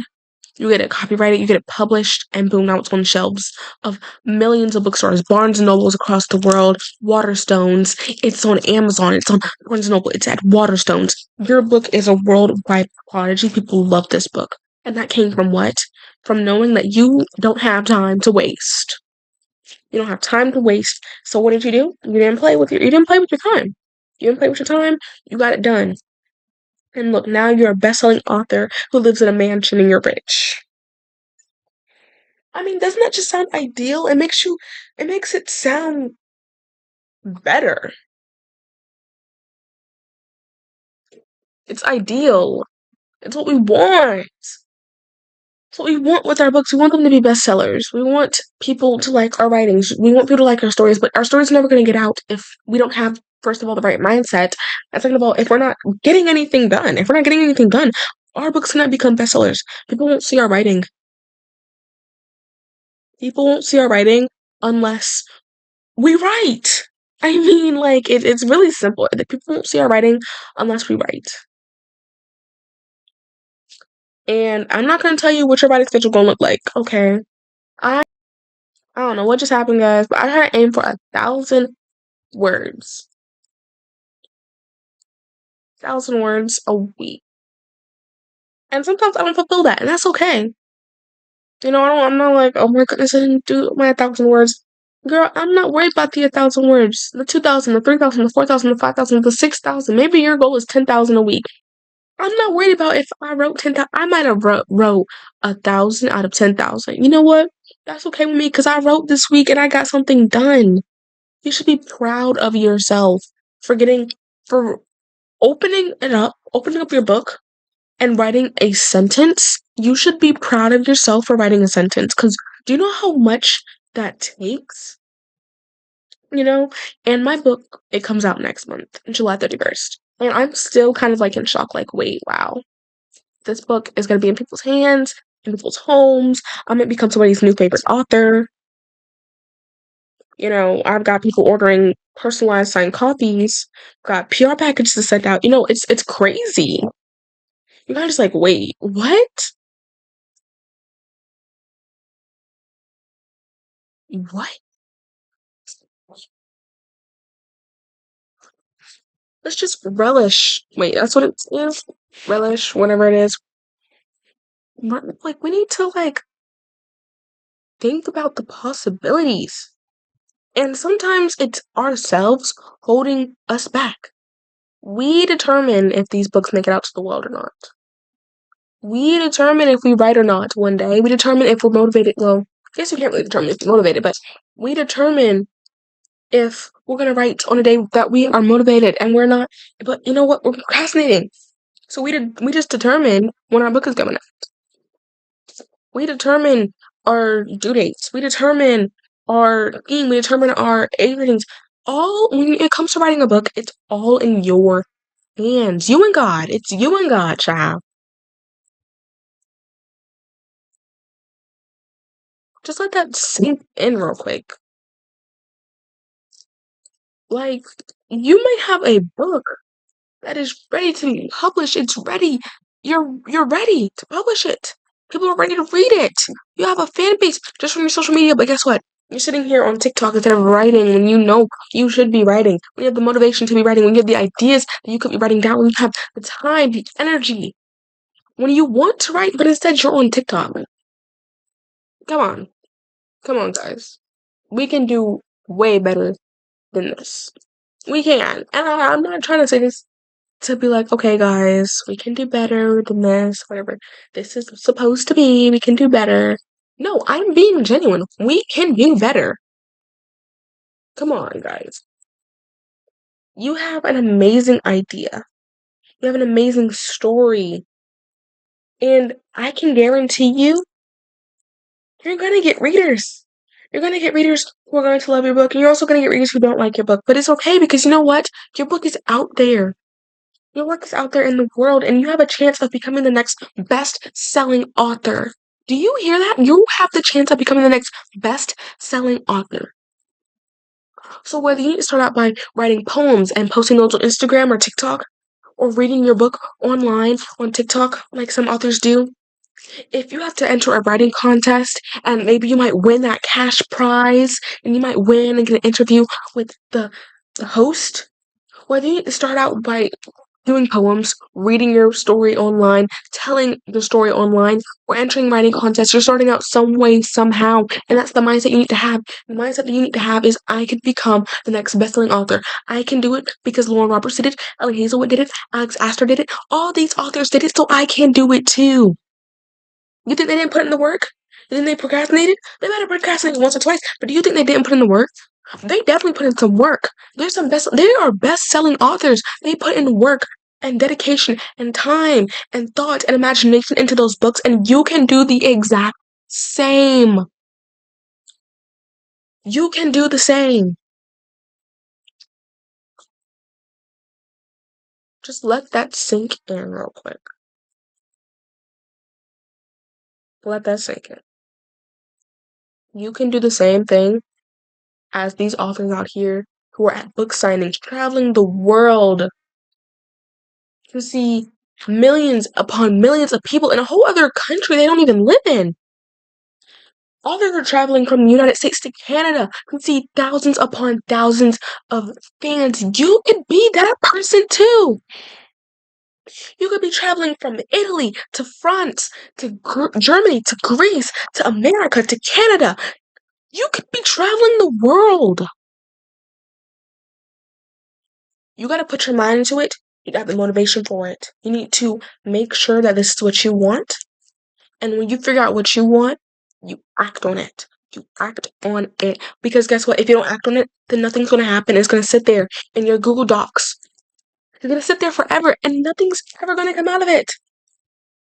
If it sits there in your docs, you don't have the chance of becoming the best-selling author. If it sits there in your docs, you don't have the chance of traveling the world to meet millions upon millions of people to do book signings, to meet these people who love your book. Come on. Pick up that pen. Pick up that keyboard, pick up that mouse, and write. If you have the motivation, if you have the energy, if you have the time, if you have the idea, write. That is the author mindset. To write when you can write, that is the author mindset. To plan out your book when you can plan out your book, that is the author mindset. To promote your book online, even when you don't feel like doing it. Because I know promoting your book online can be torturous because sometimes people don't see the videos. Sometimes people don't see it. Sometimes people will hate on it. Or sometimes it just takes forever to edit and prepare and put the hashtags into the caption. Trust me, I know. I run an Instagram account for my book. Trust me, I know, guys. It takes time, energy, dedication. So you need to have that when writing your book. You need to have the correct mindset writing your book. You need to have the motivation, the energy, the idea. And I know you guys probably like, she's just repeating the same thing over and over again because that is the author mindset. That author did it, so I can do it too. That author is doing it right now, so I can do it too. That author is traveling the world to meet thousands upon thousands, maybe even millions, fans in a whole other continent. She's not in. He's not in. I can do it too. That is the mindset you need to have as an author. I'm getting really passionate about this show. I'm getting real passionate about this because I want to see y'all succeed. I want to see y'all. I want to see your names on books when I walk into Barnes and Noble. I want to walk into Barnes and Noble and see your characters on a cardboard cutout on this fancy little thing around your books. You think I don't want to see that? I definitely want to see that. I want to support your books. I I think that you can do it. I know you can do it if you put your mind to it. If you have the dedication, you have the motivation, you have the energy, you have the idea, then you can do it. It's not impossible. You're capable. Honey, you're capable. Trust me. Trust me, you are capable. Okay? You don't have to have all this fancy equipment. You don't have to have all these fancy subscriptions. You can just use Google Docs. You can use Canva to make a cover. You don't gotta pay all this extra money for a cover. You can make it on Canva with a simple tutorial. Then that way, all you have to worry about, the expenses you have to worry about is printing, an editor, and copyright. Do you hear how that sounds? That sounds like your book's about to be published on these shelves, right beside best-selling authors like Jennifer Lynn Barnes. That's just some food for thought. Some food for thought. Well, y'all, that is the end of this very passionate, as you can most definitely see, very passionate episode. Um, if you guys want to support me, my book, Etsy link down below. You guys can pre-order personalized signed copies on my Etsy right now. You can also follow me on Instagram, link in the bio. You can follow me on Instagram and support my book and just check it out, you know? You can do this, you can do that, you can do the third. All accessible, it's all available, all in the description down below. So just check out the description. All my socials are linked there as well. Make sure you guys join the book Discord server as well because I do interact with you guys a lot up there as well. I answer questions people have about books, about authors, about writing. I answer it all up there. So if you guys just join, then I don't know, you might make a new friend on this Discord server too. Everybody in the Discord server is so sweet. So yeah. That's all I gotta say, guys. I need to go cool down because as you can see, I'm kind of like on fire for this topic. You know, I'm really passionate about this topic. So I'll see you all in the next episode or my next video that I post. Hope you guys will enjoy today's video. Make sure that you stay safe out there. I love you so much. You are cherished. You are loved. You are appreciated. And I will see you all later. And our kisses, mwah, ready out, and goodbye. We are back with this podcast, y'all. And y'all cannot be saying that I have not been consistent. I have been posting every other day, and we are back with the podcast, guys. Like, I don't know when the last episode is going to come out because the last episode is actually me interviewing someone else, but I haven't heard from you in a few days. You know who you are. If you're watching this, please hit me up, okay? Please. But today, well, actually, I have a few things I want to talk about before we get into the actual podcast episode, like the information we're going to be talking about. I want to talk about releasing 10 real quick. And I'm going to have a video next month in July where I actually like go in depth on not just that book, but the other books in the series and how they broke me. But releasing 10, so Lizzie has always been my favorite character. Like, people say, like, oh, this and oh, that. But genuinely, like, they were like, she acts this way, she acts this way. I'd act the same way too if my friends literally were as horrible as they were. And people were like, well, Liz was the real horrible friend here. Like, she would ditch Claire for Hugh. She did that because Claire ditched her for Big. Ooh, I'm about to say for Gipsy. So make it make sense. It's like she did that. You guys know the only reason she hung out with Hugh and Feely all the time was because she literally couldn't hang out with Claire because the second like Gibbsy came in the picture, they were gone like that. Gone like that. And they were like, well, read Taming Seven. I can't even get through Taming Seven because I'm so mad. Like, this is not a spoiler for Taming Seven either, because it's like within like the first 100 pages and it doesn't spoil anything. I just don't like Katie. Like, Claire sat there and listened to Katie say like all these horrible things. Not, well, it wasn't all these horrible things, but she said a backhanded comment, and Claire was like, I can't disagree. And like when it comes to Shannon, if Bella even looked at Shannon in Binding 13, Claire was ready to fight. But the second that somebody antagonizes Lizzie, it's an issue. And like I feel like the only people who are like the major W's in this book is Patrick or Feely, Hughie, Joey, and Shannon.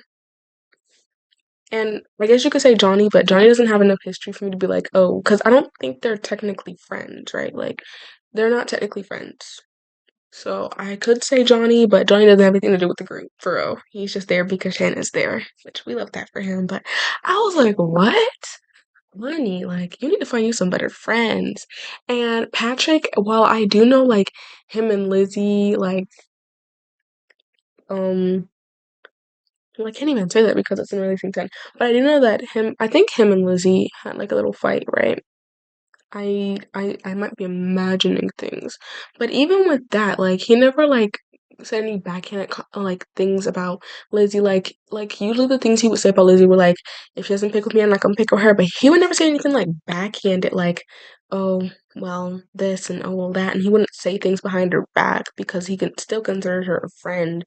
And then Gibbsy would just like say extremely crazy things about her, but he would also be the same person and be like, I don't hold any of that against her. She's like grieving, she's not in her right mind. So like you're contradicting what you just said. Honestly, I don't know. And then Katie, while I do think what Lizzie said in what is it, Taming Seven? Yeah, Taming Seven, I think. Taming Seven, when I do think what Lizzie said about Katie when she was like sticks and stones that break my bones, stuff like that, was wrong. Katie, you already know how Lizzie get down, so why did you say something in the first place? We were having a good, peaceful morning. You already know how Lizzie get down. And speaking of which, Claire knew Lizzie's about to explode, but instead she just sat there and let Liz look like the bad guy. I don't know. Like I said, it's gonna be like a full video on that, but I thought that was crazy. Like, wow, that's some fake. May friends like that never find me because I don't need that in my life. Okay. And also, can we just quickly talk about Lauren Roberts real quick? Like, I find it so crazy that like just what 4 days ago, 5, 6 days ago, I posted the video of me ranting about my favorite trilogy slash series ever, which was the Powerless trilogy by Lauren Roberts. I was ranting about how much I love that series and everything in it and everything about it. And then just like yesterday, I think it was, she announced Fear. What? And I thought it was gonna be Blair and Lenny's book. I'm like, there's reasons why, because in Fearless, right, let me not get these books mixed up. In Fearless, there was like some things that kind of hinted that there was something going on between Lenny and Blair. And also the end of Fearless had some hints as well. So I was just like, oh, well, if, Lauren Roberts said there's going to be another novella. So obviously that means that it's going to be Blair and Lenny's novella. But it's not. It's Mara and Kit's novella. And everybody's just like, who's Mara? But they're the same people that are claiming to read Fearless, which I get it because there was like I was like at the end of Fearless, I was like, who is Mara? Because Mara was like introduced at the end, right? And she was talking to Kit, right? So I was like, who is Mara? Who is this? And Lauren Roberts has responded. And this book is between Mara and Kit, I'm assuming. I know it's going to be in Mara's point of view, but people are also saying it's Kit's point of view. I did not read the article that people were saying is out because I am too busy to read articles. See, that sounds so stupid because I read books like 24/7, but I can't read a simple. I should read the article. I should read the article. But apparently, Lauren Roberts confirmed it's going to be Kit's point of view as well, which I feel like is going to be really cool because we didn't even know who Mara was until like the end of the book. But obviously, Mara's supposed to be someone we know, but she's been introduced for the first time in Fearless. But at the end of the book, it's obviously somebody we know because Kit recognized Mara. So I'm trying to figure out what was going on between Mara and Kit. Secret romance? Okay. Also, like, can we quickly, like, I'm sorry, like, we're so off topic, but like, I finished Problematic Summer Romance on, what was it, Monday or Tuesday? Guys, that book was so good. It was so good. You need to read it, like, right now. Because, like, so Not in Love, right? Not in Love is the book that I said I did not like. I loved most of Ellie Hazel's work, and then Not in Love was just like, what I just hated. I couldn't get through it. I almost DNF'd it. I did not like it at all. Right? It reminded me too much of Icebreaker, and I hate Icebreaker. There was like no plot at all. So I don't read synopsises 90% of the time, right? The only one I read the synopsis for was her book that comes out, I think in like what, September, October, which is Mate, because it's the second book to Bride. And I was like, oh, I have to know like what's going on now, right? So I only read that synopsis, but I did not know that Not in Love and the Problematic Summer Romance were in a series. So apparently it's a series. And what? Because I think that we might get a book for I forgot who it was. But because I was enthralled in the romance, right? So I forgot who it was, but I do think there's gonna be like a third book, so maybe a trilogy, but this is the second book. And basically, if you guys remember Maya, who was Eli's little sister in Not in Love, which I just always found her so iconic, this is her book. So if you guys don't know who Maya is and Not in Love, get introduced to Maya and we see her in a few scenes as well. But basically, and this is not a spoiler because like people will tell you this, and also it's referenced in Problematic Summer Romance. But basically, like Maya's like Maya's the problem child. Like she was given into custody to Eli when she was young, and she would act out. She was a problem child, stuff like that. And so she moved all the way to I think Europe, moved all the way to Europe, I believe. And so she studied there for school. And basically, there was always like these jokes that would go around between Maya and Eli, where Maya would talk about his best friend Connor. And basically, this is Maya and Connor's book because apparently they had history. And this is like the what? I can't not. I think it's second chance romance. If it is second chance romance, I'm surprised I like it because I don't like the second chance romance trope. It's not my trope. I don't like it. I've never seen anybody do it correctly until now, because I consider this second chance romance. Because if you read the book, you'd see why. Because it's like flashbacks of their past. So I was like, okay, second chance romance, maybe. But that book was 5 stars. I loved it so much, and I finished it in less than 10 hours. Because I woke up at 4 a.m. for my usual walk, and I was like, I don't want to listen to music today. I think I want to listen to an audiobook that's on my TBR for the month of June. Which, by the way, go watch my June TBR video. But for the month of June, I want to read one of my books on my TBR. And since it's the first month of summer, assuming you could say, I was like, let's do a summer romance, which is Problematic Summer Romance by Ellie Hazelwood. So I started it and I did it my walk and I listened to it in the store because I went to get some groceries afterwards. And then I came home and I finished the book within like the span. So I finished it at like 11 a.m. And mind you, I had classes. I probably would have finished it earlier if I did not have classes, but I did have classes that day. And I'm still not out of school yet, which is crazy. By the time, wait, when you guys go see today is Thursday. Just had a video came out today. Today's Thursday, by the way, which is the May wrap up video that just came out. So this means this comes out on Saturday, which means I'm technically still in school when this video drops, and I will not be out until next week, which is crazy work, I know, because everybody around me is like out of school. Crazy world we live in, right? Anyways, so I had classes on Tuesday, so I was reading in between these classes, but I was zooming through this book. I literally could not put it down. Like, well, obviously I had to put it down because I had to go to classes, but I could not put this book down. If I didn't have classes, I probably would have finished it way earlier, like 9 a.m., 8 a.m., maybe. I had classes that day, so I finished it at 11 because I had to stop in between classes because I do pay attention in class, despite what people believe. I do pay attention in class. I'm not just planning videos all day. But yeah.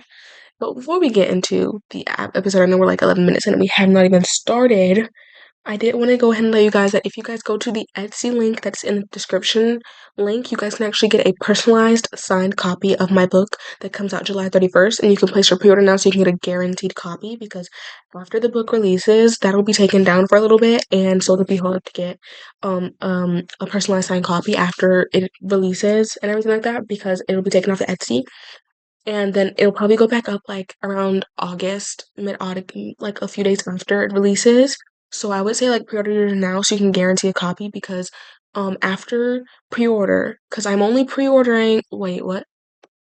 The pre-orders are like guaranteed copies, but after it releases, it'll only be limited quantity and it'll probably be like a restock every other month. So I cannot guarantee a personalized signed copy. So I just say that you should just go ahead and pre-order your copy now because it's probably best so you can get a guaranteed signed copy.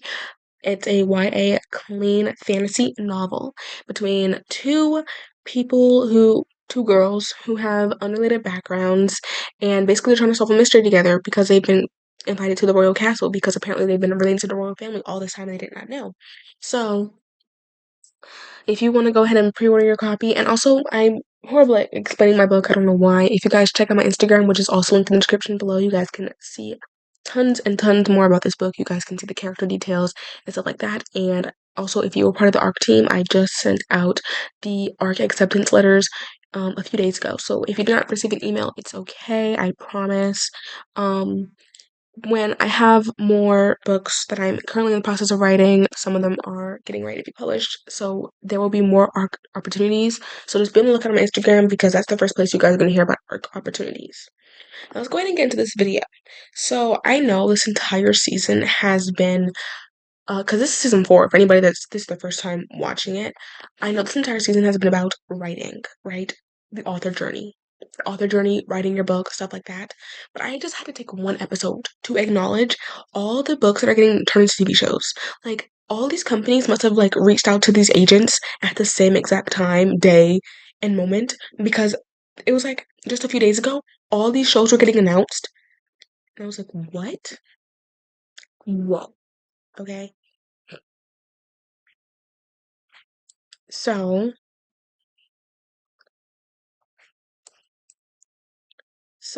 the first, like, all these companies were like dropping the fact that like, oh yeah, this book's gonna be turned into a show, this is gonna be turned into a show, stuff like that, stuff like that. And there's also some old news as well that I want to touch on as well. So the thumbnail for this is like A Girl's Guide to Murder and the TV show. I already watched it. I watched the entire season the day it was released because girl, I was like, guys, I have the cover and now all the covers have like the watch it on Netflix. I have my cover before it has the watch it on Netflix thing, like, because I was an OG, an OG. Okay, so I watched the show and Holly Jackson did not direct that. She literally said she didn't direct it. She had no control over anything in there and she wished it was much more book accurate. She didn't write the scripts, but she said for season 2, she has full creative control and she's the one writing the scripts. So hopefully it's gonna be much more accurate to Good Girl Bad Blood. Because if it's not, I'm going to cry, which I also believe they're currently in filming for it. Because they're like hinting at scenes that they filmed. So the first one I want to touch on is Good Girl Bad Blood is currently in filming, I believe. And we all know that it's been picked up by Netflix. The next book that I want to talk about real quick is The Love Hypothesis is currently in filming. Now, it was picked up allegedly, I don't know if this is the real company, this is just what I got based off of research, by a company called Bissus Pictures. And the release date is not yet announced because once again, they're in the filming process, but apparently it got picked up about a year ago. Once again, this is based off of what I found, based off research. It got picked up a year ago, and they just started filming as of recent. So I've been waiting for this since it was announced that it was picked up and it had rights. Guys, oh, this better be on Netflix. Like, I know it's not a Netflix production, but it better be on Netflix like a few weeks after it comes out because I need to watch The Love Hypothesis. I need to. Oh, I love that book so much. And also the deluxe edition for that book just dropped like yesterday, I believe. Like it dropped on Wednesday. Today's Thursday when I'm currently filming this. So I need to get my hands on that and hopefully it's gonna be like a little DVD. Because if there's a DVD, I know like y'all probably like, we even use the DVDs no more. Leave me alone. If there's a DVD for the Love Hypothesis, it's gonna be on my bookshelf. It's not even gonna be on a hold. It's gonna be on my bookshelf right beside the book. Like, there's gonna be like a little DVD right beside the Love Hypothesis, and I'm gonna have no shame whatsoever. Like, yeah, I have the DVD. Got an issue with me. Anyways, yeah, so that's the first thing. Apparently, they've been picked up by Business Pictures, and the release date is not yet announced, but they are currently in filming. I don't know how far into filming they are, and I hope that it's book accurate, because if it's not, I'm going to cry. Okay.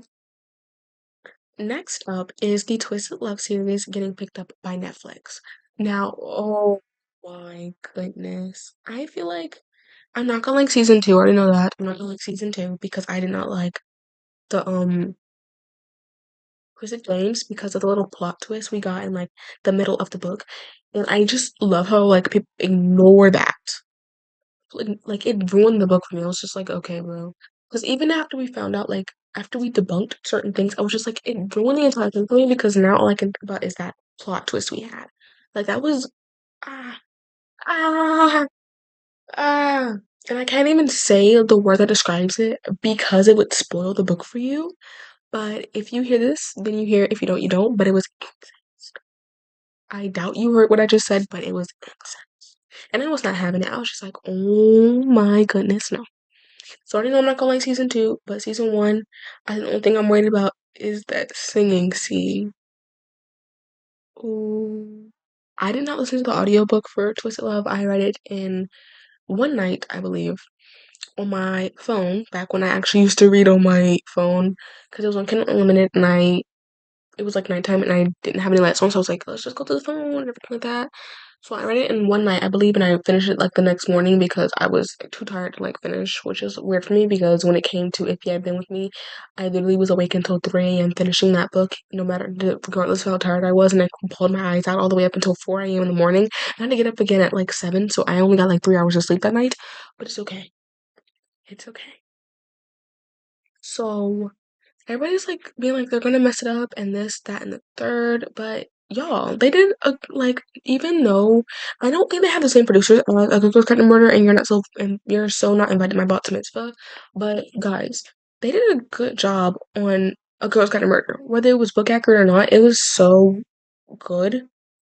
I don't like how they changed a few things, but it was good. It was good. So I'm not too worried about Twisted Love. I'm worried about Twisted Games and also Twisted Hate. I'm a little worried about because I don't like Josh. I and y'all keep making excuses for the man. He was hurt. He was this. He was that. His response to what happened is the reason why Jules didn't come to him.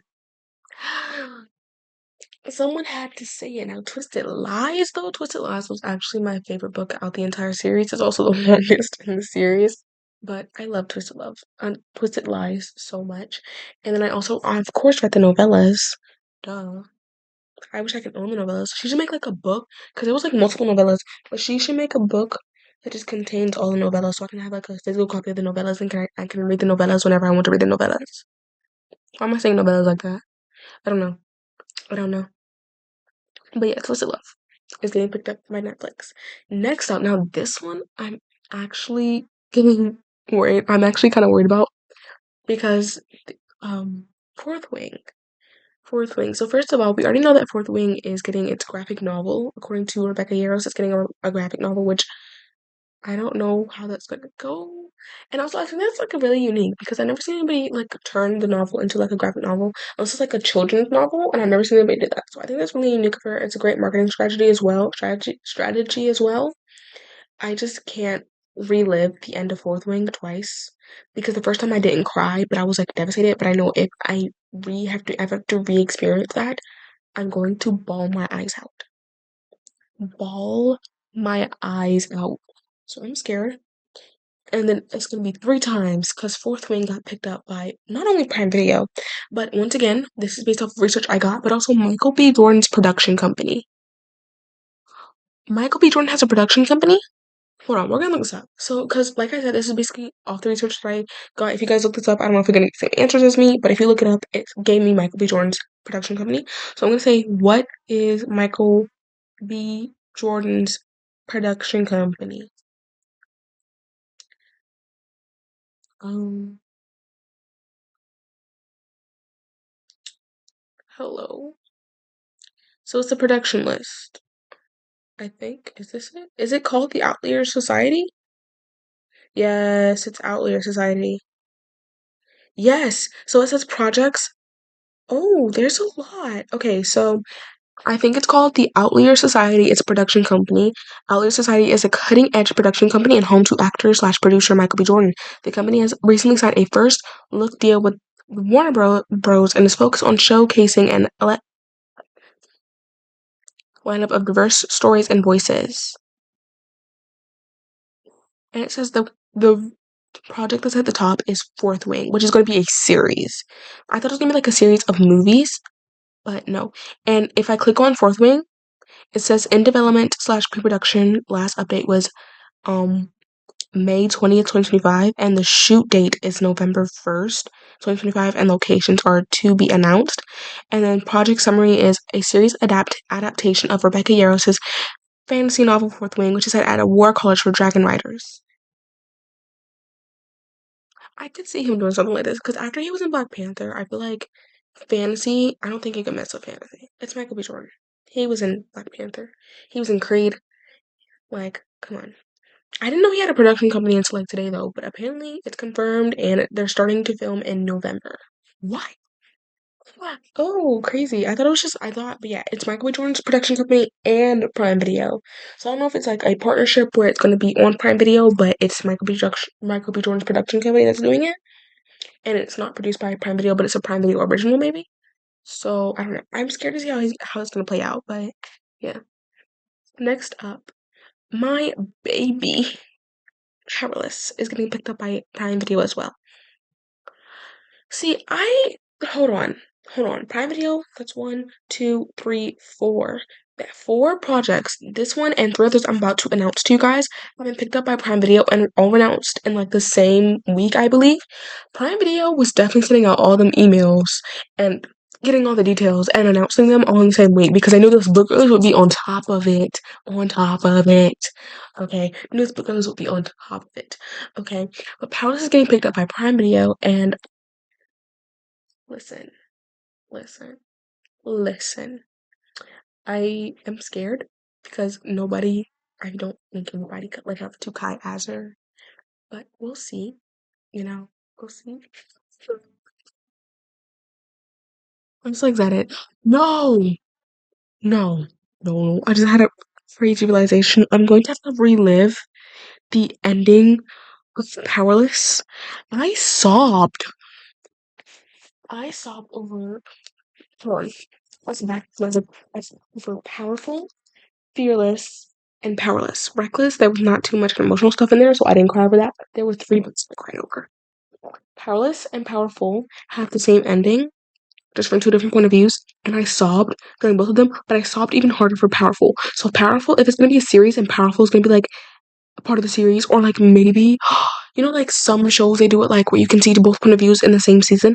If there's 3 seasons or something like that and we see both point of views, what if they do that with Fearful too? With Fearful and Fearless. Oh my goodness. I'm gonna be sobbing because there were like a lot of things in Fearless that had me like sobbing. I'm so scared. And if they mess us up, everybody's getting blacklisted. I don't care. Everybody's getting blacklisted. I don't care. Okay. The Rose Hill series by Elsie Silver, which I did not know. Guys, I literally just bought the first book in that series, and ah, I'm just so glad that I can like watch it before they get like that Prime Video thing up there. Cause all of these books I'm about to like, well, except for one, which is the last one, but I really want to read the series. I own at least one book. But the Rose Hill series is also getting picked up by Prime Video, which I think they could do good on because the Rose Hill series is not fantasy like Fourth Wing or Powerless, so it'd be easier when it comes to like the editing wise. Because I don't know the level of CGI you need for like fantasy stuff, but they did great with the Samurai Turn Pretty, which is a romance TV show. Yeah, the romance TV show, and I feel like they could do the same thing with the Rose Hill series and not mess it up. So I have faith in Prime Video for the Rose Hill series. As for Fourth Wing and Powerless, y'all messed those books up, and everybody that worked on it is getting blacklisted. I said it, and I don't care. I don't care. Okay, I don't really. But the Rose Hill series is getting picked up by Prime Video.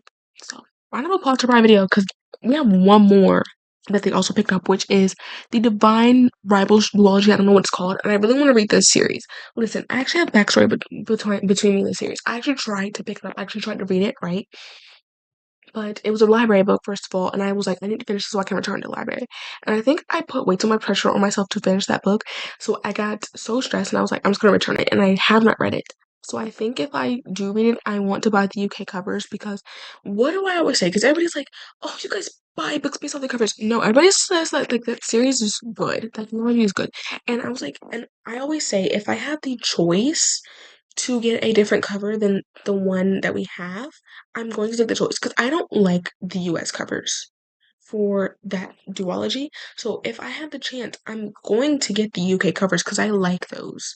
I like those. And as for like the Binding 13 series, like the Boys Woman series, I am buying the UK covers and the US covers. Now you might be like, oh, we're kind of shush, shush, shush. First of all, because the only reason I'm getting the US covers is because I order mine from Waterstones. And Waterstones takes up to 3 weeks max to get to me. And by then the spoiler's already out. So obviously I ordered Releasing 10 the UK cover after I finished reading Releasing 10, even though it's the US cover. And I'm keeping my US cover. My money, my choice. You're acting like it's your money. It's my money. I spend it how I want. Things. I don't have any expectations for this one specifically because I don't plan on reading this book anytime soon, this duology anytime soon. I think I might buy it so that way it's on my shelf and I don't have to suffer those Prime Video stickers that are never gonna come off. Um, I don't, but I am excited for all these because we're gonna be like watching shows back to back to back like this. Oh, they know what they was doing. They were trying to give us boogers some entertainment. And also, I just want to like make known that Lightlorg is also picked up. I don't know if they're currently filming it because Alex Astor has a strict team. And so whenever somebody asks her about it on Instagram or something like that, she's like, she cannot share any information. She cannot share the casting. She cannot share this. She cannot share the location. She cannot share the filming date. She cannot share who picked it up. So we just have to wait until her agents start dropping stuff for her because she cannot reveal anything. She can't. She said on multiple occasions, she said she cannot reveal much about any other stuff going on between like and I don't even know if it's gonna be a movie or a show. I think it's gonna be a movie, she said. Um Show, I don't know. But it's getting picked up. And I'm currently reading Sky Shade as well for a reading vlog. So subscribe if you guys want to see the reading vlog. But I'm about halfway through Sky Shade by Alex Astor. And I did not like Nightbane, but I did like Lightlark, and I'm halfway through Sky Shade, and I'm actually enjoying this. So hopefully it stays this way because my friend Maria said she was enjoying it halfway through too, and then it like went downhill. So I'm scared because I do want to enjoy this book. I do want to love it because Alex Astor, if you're 2 for 2 in a row, oh girl, I'm a little scared for Summer in the City. Now, do I have a personalized signed copy of Summer in the City? Yes, I do. Does that mean I'm any less scared to read it? No, because I've also heard bad things about Summer in the City.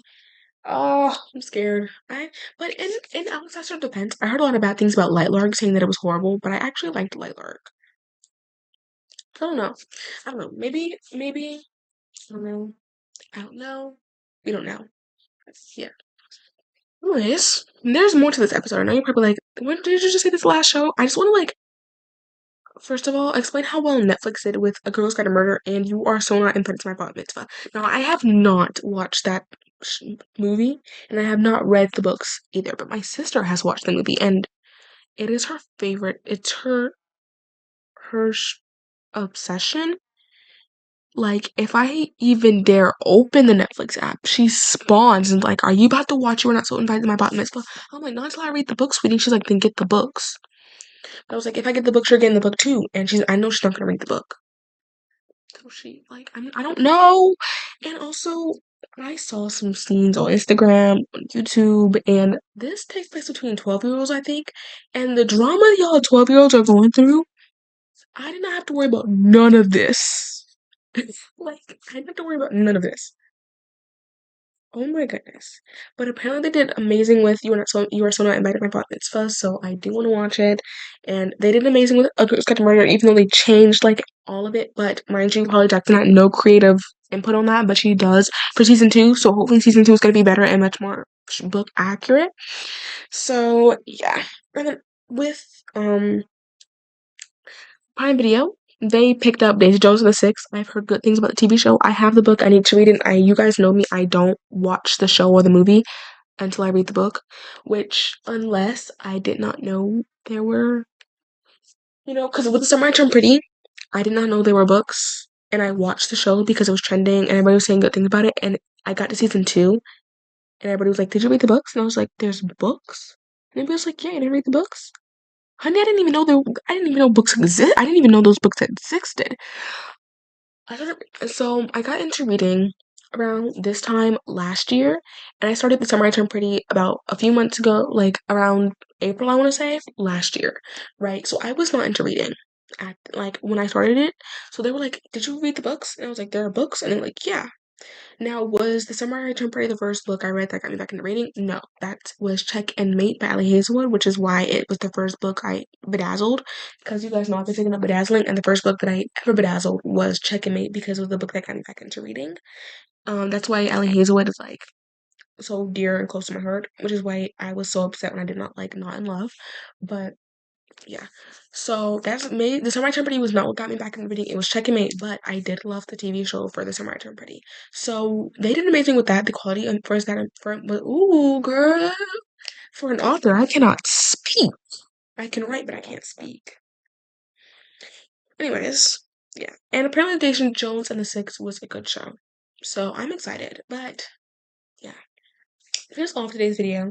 Thank you all so much for listening to me yap and ramble. And I'm trying to be super duper consistent for you guys because I want you guys to have content. I like all stuff. And you guys gotta remember, this is not my own channel. I run a gaming channel with my friends, which is the Pixel Princesses. You guys should go subscribe because we're extremely funny up there. And yeah.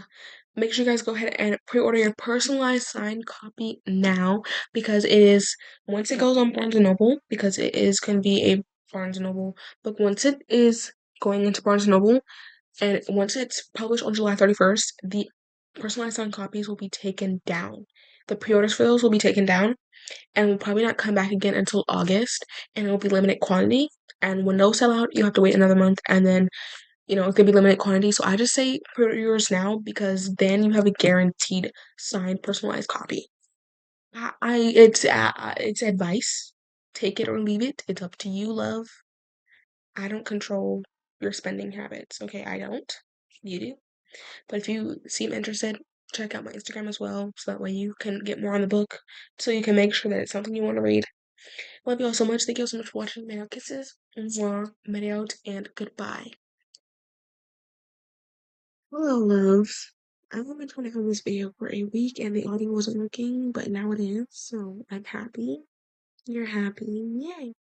So this episode's gonna be pretty short because it is 12:40 a.m.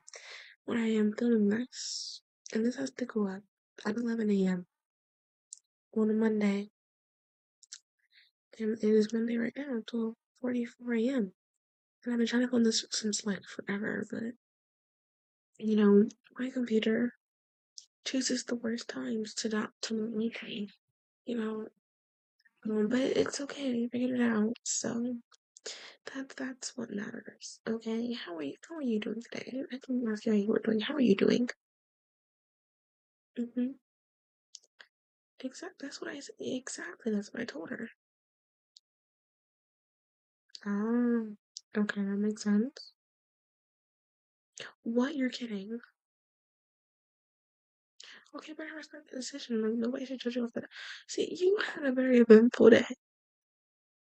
Me, on the other hand, I cleaned today. Yeah, I did some cleaning done. I cleaned my bathroom, in my bedroom, did like some good stuff. I read, got a lot of videos edited, so we're cool, we're good. Finished a book today.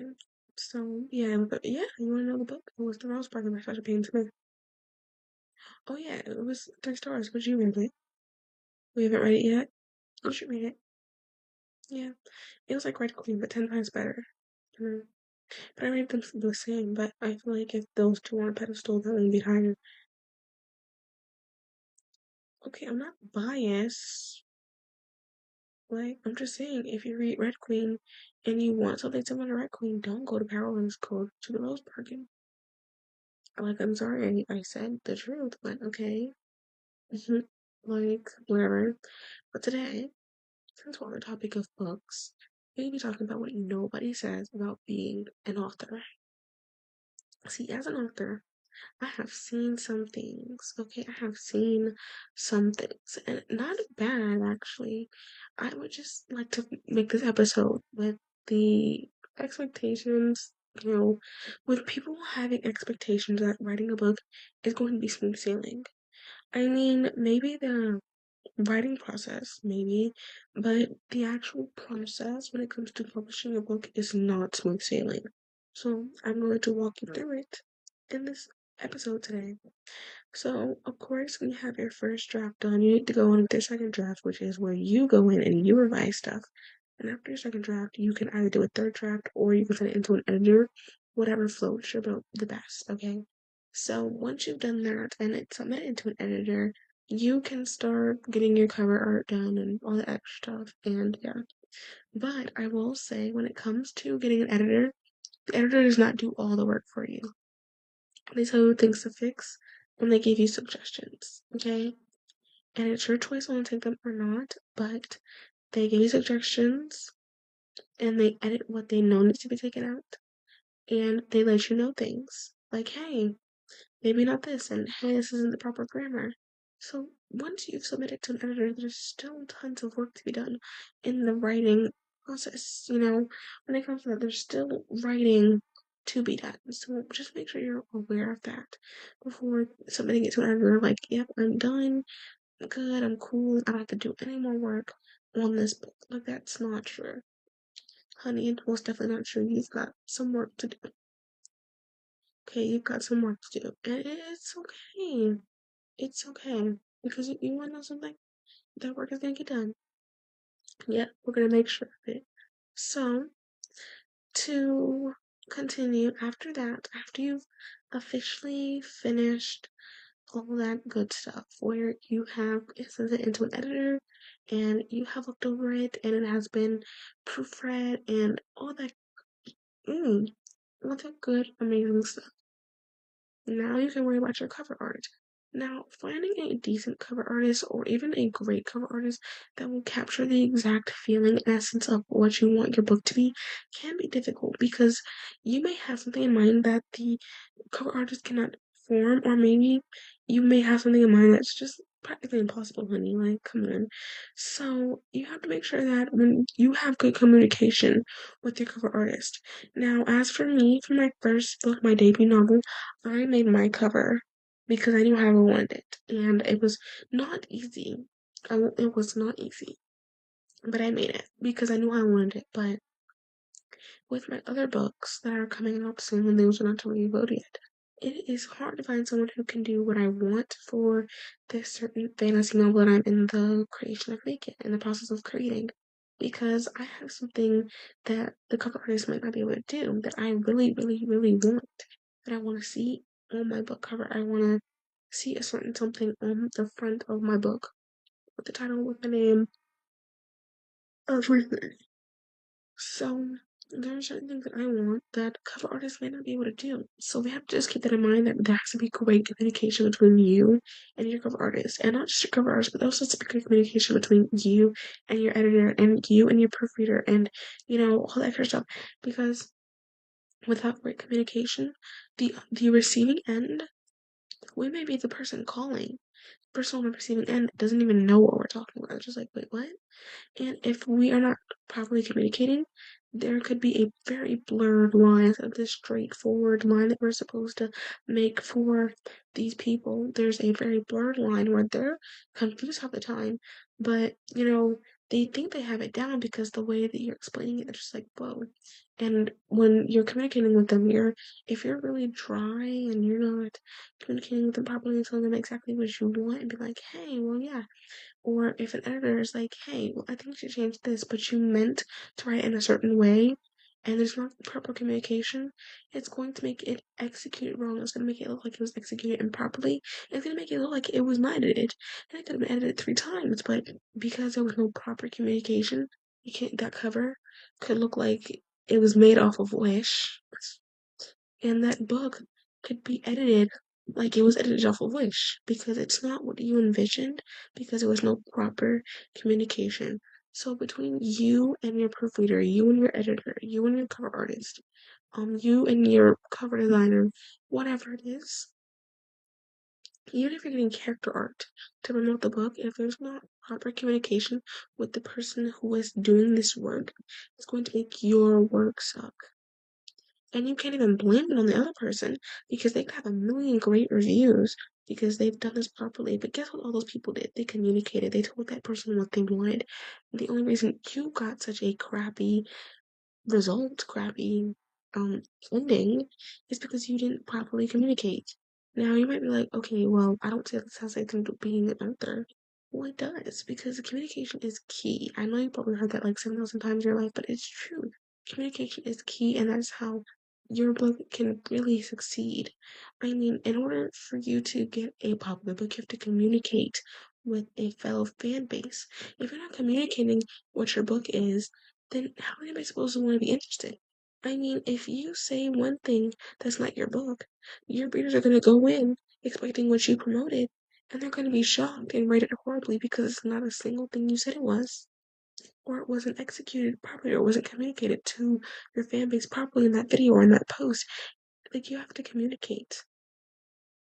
So I just want to start the episode off with saying that communication is key, and it's very, very important when you're writing a book because if there's no proper communication in that book, it's not going to turn out the way you want it to, and your readers are going to be highly, very disappointed in the product that they are receiving there.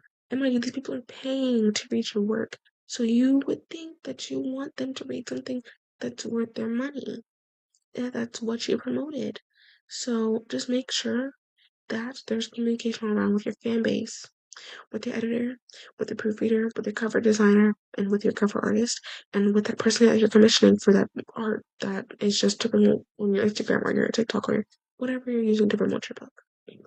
So next up is more on the topic of promotion is promoting your book.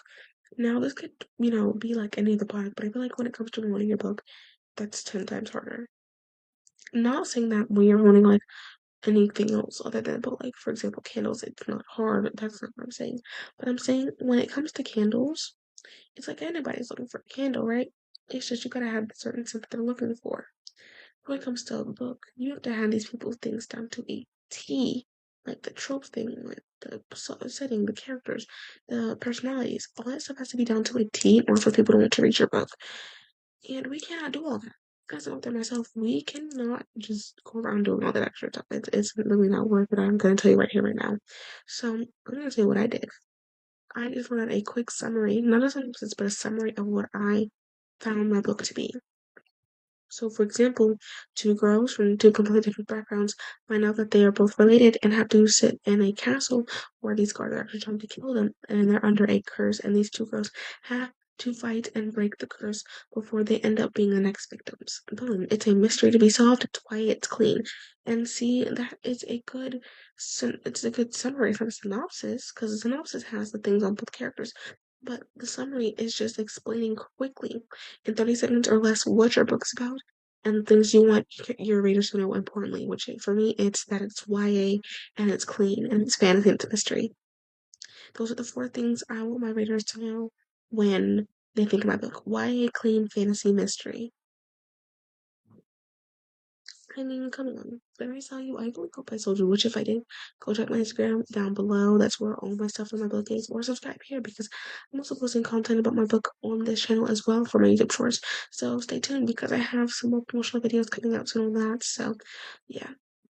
But when it comes to writing your book, you want to make a quick summary and make up a few keywords that align with your book. So for example, once again, for me, it's fantasy, mystery, it's clean, and it's YA. Those are my four words. Like somebody asked me, "Oh, what's the genre? Fantasy or mystery?" I could bring up either of those, but I usually say fantasy and mystery, or just fantasy because fantasy, I feel like it's its own genre with or without the mystery part. It's its own genre, you know.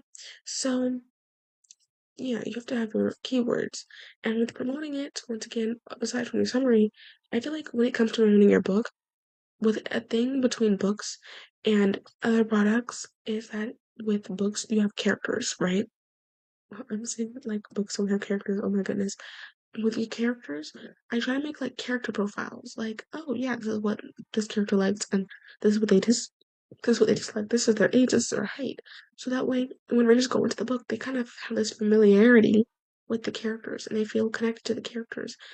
So I definitely recommend that. But now for the final part, which I probably have all been waiting for, is the actual writing process. Now, I've actually gone over this in I think two other episodes, but you can go watch those after this. Stay tuned and finish this episode because I have some good advice for you here that I might not have said in those other two episodes. When writing your book, I do really recommend planning your book. Okay? Nobody, and I will tell you, not many people will tell you to plan out your book. I went into my first book, my debut novel, without planning it out, and it was very disoriented and disjointed. And when I went back into that second draft, I was like, what is going on? I had changed so much because nothing made sense because there was no plotting, there was no planning. And I may be like, oh, what's planning? What I consider planning is doing chapter, for example, 13, and giving us a basic synopsis of what you want to happen in chapter 13. So when you go in and write it, boom, you already know what happens in chapter 13, you just want to put it into words. It really helps with the writing process. And I will say when you get writer's block, it doesn't affect you as much because you've already planned out the book. So you just have to like figure something out to go with it, what you already planned out. The writer's block really only hits when you're planning out the plot, and you only need to plan out a certain amount of chapters, don't you? So I will say not many authors actually tend to publish their books. I feel like there's only one very popular author that I've actually seen publicly admit on multiple occasions that she plans and plots out her books to a T with like a full summary of what she does in her books, and that is Holly Jackson. Which you've probably heard her name. She wrote Five Survive, Ghost Got to Murder, and The Very Pants of Rachel Price, and she has a book coming out this month. No, that's next month because it's June right now, called Not Quite Dead Yet. So you probably heard her name be bounced around a couple times around books, social medias, but Holly Jackson is a very popular author, and she has on multiple occasions in both interviews and on her own social medias admitted that she plots out her books because it makes it easier for her to write. Now, I plot out my books now, but when I first made my first draft, on my first ever book, my debut novel, I did not plot out anything, and it made my time so difficult when writing because I would hit writer's block and not know what to do, and it would sit there for days. And I'm not saying that you have to write every single day, but I'm saying it made it so difficult for me to write because I had nothing to go off of. And when I did write, it had nothing to do with what was going on previously. It was like fluff, and it was randomness, and it was kind of like, wait, what? So when I went and I made the second draft edit, I was like, whoa, these people would be so pissed at me if I just published this how it was. Like if people ignored the spelling mistakes and like the grammar mistakes, they'd just be upset because the story doesn't make sense. Nothing makes sense. So I had to change so much in that story. And I'm glad I did. I'm really glad I did. Because if I didn't, it would not have come out as good as I feel it did. But you really have to plot your books because if you don't, it's gonna come out disjointed. Now, another thing is first draft. Listen, they told you this in school though. They said you have to do first draft, second draft, and final draft, okay? So I feel like when you leave school, nobody really pays attention to that stuff anymore. But first draft, you know, that's when you can be messy. It doesn't have to be perfect. You don't have to go over the same line 7,000 times. That's what the second and third draft are for. Okay, that's what the proper editing is for. The first draft is just to get the words onto the page. The second draft is what you need to go back in and you need to make those edits. The third draft, which if you choose to do a third draft, which if not, and you just send to an editor, that's fine. The editor will do their job, but you can also go to do a third draft so that way it's easier load off the editor as well. So if you do all three of those drafts and get an editor, I will say it probably will come out better. But if you do just two drafts and an editor, it's still gonna come out great. Trust me. I only did two drafts and got an editor and it came out good.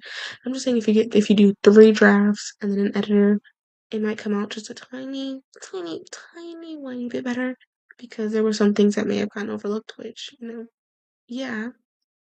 But yeah, I think that's really all nobody ever says about being an author. And it's about the promotion, the plotting, the planning, the chapters, and the communication. I just feel like nobody really talks about that. They just talk about like the great stuff where it's like, oh yeah, I wrote and now it's published. Now you can buy it. And like I don't really see people go too in depth about the details and the hardships that an author has as well. So if you are starting writing your novel or your short story, whatever it might be a bit difficult because you didn't do this, and this. And I really hope that this video helped point those things out to you so that way maybe your journey with writing will be 10 times easier now that you've watched this episode. And once again, this is the Chaotic Book Lovers podcast. And this season, we're on season four. Season four mainly focuses on writing and authors. So all of the episodes in this season, except for the page to screen, that one was kind of a fun episode about books that are being turned into movies and TV shows. But you can watch that one if you want. But all the episodes besides that one focus on writing and the struggles of an author and giving advice to authors because that's what I'm here for. I mean, I just wrote my debut novel. It comes out July 31st, which you guys should go pre-order, link in the description. But I went through my hardships and I want to make sure that when you write, you don't have to go through the same hardships that I went through. Like, it's going to be 10 times easier for you because I'm going to give you the advice, the things that I did not know writing my debut novel, writing my first ever novel. I'm going to give you guys all those tips. That way you don't make the same mistakes as me and your process is faster, it's easier and smoother, and it's less frustrating and less stressful. And you don't go to bed every night thinking, okay, well, I could have done this better. So I really hope this episode helped you all. And I will see you on the next episode. This is the last episode for this month. We'll be back next month. I'm trying to push them out. We have only 4 more episodes of this season left. And then I'll see you guys again in October. But 4 more episodes of the season left, and all those are going to be in July. So stay tuned for July because we'll have a lot more episodes and we'll be closing up season 4 of the Chaotic Book Lovers podcast. But if you guys want to keep up with me, make sure you guys subscribe to the channel. Join the Discord server down below so you guys can interact with me. Join the Facebook book club. This month we're reading the book Rose Broken by Sasha Payne Smith. But we're going to change it soon, and voting is currently in session. It's voting season, guys. So you guys can go ahead and vote for what book you guys want to read. You guys can go ahead and pre-order your signed personalized copy edition because once the book gets published, the personalized edition will be sold out completely and probably restocked for the next month, but it will be at limited quantity and it will probably not be restocked too often. So make sure you guys get your guaranteed personalized signed copy. I was gonna spit hard, sorry. But all that good stuff. And make sure you guys subscribe to the channel because I do book videos and I do videos on Jesus as well. And I post shorts whenever I can. And I also have a gaming channel, which is the Pixel Princesses, where I play games with all my friends and we have a great time up there. It's just silly, goofy, and it's for laughs. So if you guys want to keep up with me on any of that stuff, all the links are down below. Anything you guys want to see me in, it's all down below. I love you all so much. I'll see you in the next video. Many kisses. Many and goodbye. We are back with yet another episode of the Chaotic Book Lovers podcast. And this is the final season of this podcast. And there's only 2 more episodes after this. It's really crazy because I was really not like, wait, is it the final episode? Let me check. Let me double check. No, we still have 3 more episodes left. Okay, great. So we have 3 more episodes left of this podcast, and we have a lot to talk about before then. So, for the past few seasons, we've just been talking about books and things about books and all that good stuff. But for season 4, the final season, I thought we'd end it off as a writing season. So, first of all, I just want to start out by saying hello, my name is Maddie. I'm an author of a YA clean fantasy novel. It is about 2 girls from different backgrounds who both find out they're related to royalty and they move into the castle, but the guards there kind of seem against them and like they're out to kill them and all that jazz. But, they gotta break a curse, they gotta fight, they gotta make sure they don't get swept up in this mess, and they also have to fight whatever is going on in this castle.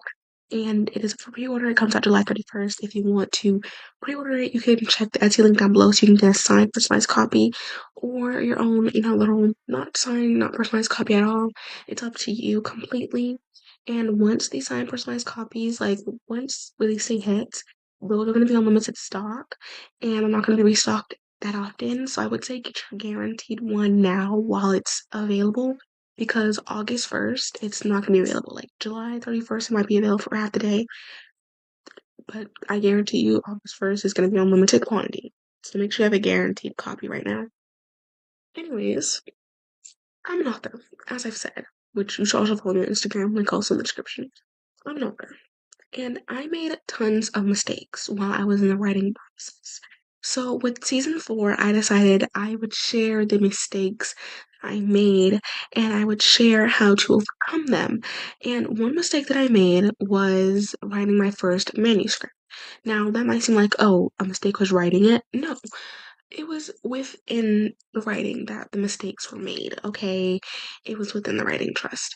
So, with me writing my first draft, right, I did not plan out anything. I've actually talked about this in some other episodes. I don't remember which ones. I've talked about this in a few because they're relevant, of course.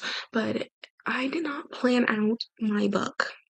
Something I recommend is please plan out your novels. That's what I do now with all my other novels that are coming out soon. I plan them out. The way I plan them is I have a brief description of what I want to happen in the book, like the line, the synopsis, whatever. And then I started planning the chapters bit by bit. So I do like chapter 1. This happened, this happened, this happened.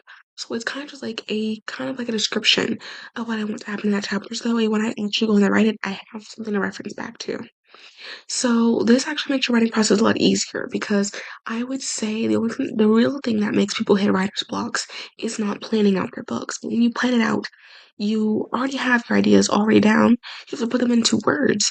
You've already had the description, so now you actually know what you need to do. So now you just have to figure out how to put into words. And when you're writing your first draft, you don't have to worry about grammar or the deliverance. That is what the second and third draft. Well, if you need to do a third draft, I did a third draft. But that's what the second draft is for. It's so you can catch mistakes, you can rewrite stuff. I mean, we're gonna get into that later into this episode, but right now we're talking about planning. So after I do that, I make separate pages for all like the very significant and important characters where I plan out how I want them to look. What are their like features?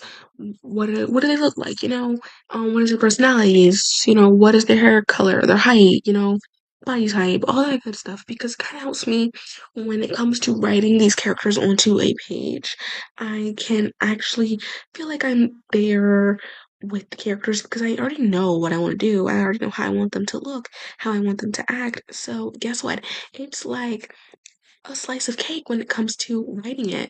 So, I definitely do recommend planning out your books beforehand. It definitely makes your life 10 times easier when it comes to writing. Trust me, been there, done that. I'm literally currently writing like 3 other novels at the same time, and I'm flying through the writing process because I have pre planned out my books. I'm telling you, it saves you so much time in the long run as well. So if you have not started planning out your books, I think that's like the first thing you need to get started on. Now let's talk about drafts real quick. Um, I would recommend doing first and second drafts, and then third drafts are like optional. They're like, what do you think? Do you think you need a third draft? I personally do first draft where I just, put it all out there. Second draft is where I go and I fix everything. And then the third draft is where I'm like finalizing the cleanup before I let an editor get to it. You might be like, well, that's the editor's job. Honey, don't think just because you've hired an editor, or maybe you're editing yourself, just because you've hired an editor that you're not going to do any work. You're going to have to fix stuff. You're going to have to take feedback. They're not going to do the entire job for you. You have to do work as well. So I would just say make it easier for both of you and do some extra cleanup to make sure, like a little brush up here, a little brush up there, just to make sure that your your book is ready to be seen, because the editor is not only going to fix it up, they're also going to give you criticism, tell you what flows well and what doesn't, tell you what's going to come off as understanding and what also will not. They give you feedback, not just, you know, they don't just fix things up with a snap of fingers. They give you feedback, they tell you this is what they recommend and this and that, so that way it's an easier, much more comprehensible job for you to do when it comes to writing your story. They're not going to do the job top and bottom for you. They're not going to do that. No, they are going to make sure that your life is easy without, doing it for you, because the entire reason we're editing here is so that way you know how to flow better with your writing, how to make your writing better. I mean, they're not going to fix everything up, because if they fix everything up, then it's not really, your writing style. It's your writing style with a lot. Because mind you, editors clean up everything, not just a few sentences, everything. They have to make sure everything flows. So let's say you have an entire paragraph or maybe an entire chapter that doesn't flow well. If they just change up that entire chapter, it's like reading a book where there are two different styles. You see your style and then the editor's style. No, what the editor's going to do, they're going to tell you what's wrong with it. They're going to tell you how to fix it, and they're going to expect you to fix it. And they're going to look over it again and make sure that it flows well, make sure it flows smoothly. If they do it for you, it's not going to be your story anymore. That's what the editors are for. They're there to make sure that your story is still your story, but it also flows well with the readers and it's easily understandable and comprehensible to your audience. So don't make that mistake of thinking, oh yeah, I'm off the hook once I've sent it to an editor. So that's why I gotta do a second and third drafts as well, because that's less work for the both of us. I mean, if I clean up most of the stuff in my second and third draft, by the time the editor gets to it, there's not that much for us to work on, and we could probably finish this project a lot sooner than I expected us to. We could meet this deadline a lot sooner than I hoped for us to if we just do these drafts. So when I do my first draft, my second draft, everything, I plan it out as well. I put my own deadline, because I know a lot of people who have deadlines are usually under large companies. I try to set deadlines for myself because it pushes me to work and motivates me to work while not pushing me. Like when I say pushing, I mean it gets me to want to work. It gets me to be like, okay, yeah, like I'm pumped up to do this because I have this deadline. But I also know that deadlines can also burn people out. So if deadlines are something that's going to stress you out, please don't do the deadline thing. I mean, it's also your first novel. So if deadlines stress you out and all this other stuff, I don't recommend it. But if you choose to, then it's, completely up to you. It's not up to me. It's not my story. I'm just giving you the advice that I have learned while I have been writing, okay? I'm not here to criticize your work. I'm not here to tell you how to do your work. I am just here to give you advice on how to, improve your work when you're doing your first manuscript to make your life a whole lot easier, okay? So the third thing I wanted you to know is that, girl, you don't need to hire some big fancy, cover designer, cover artist. I mean, you can if you want to, and that's within your budget, and you really want to go all out with for your debut novel. But girl, I'm not on that kind of budget. I have my debut novel where I made my cover. You can make your cover simply off of Canva. I mean, Canva, normal is good. I use Canva normal for my first cover for my debut novel, but I know for my future ones, I'm going to be using Canva Pro because there's a lot more things that I can use that can help make my cover look better and much more appealing.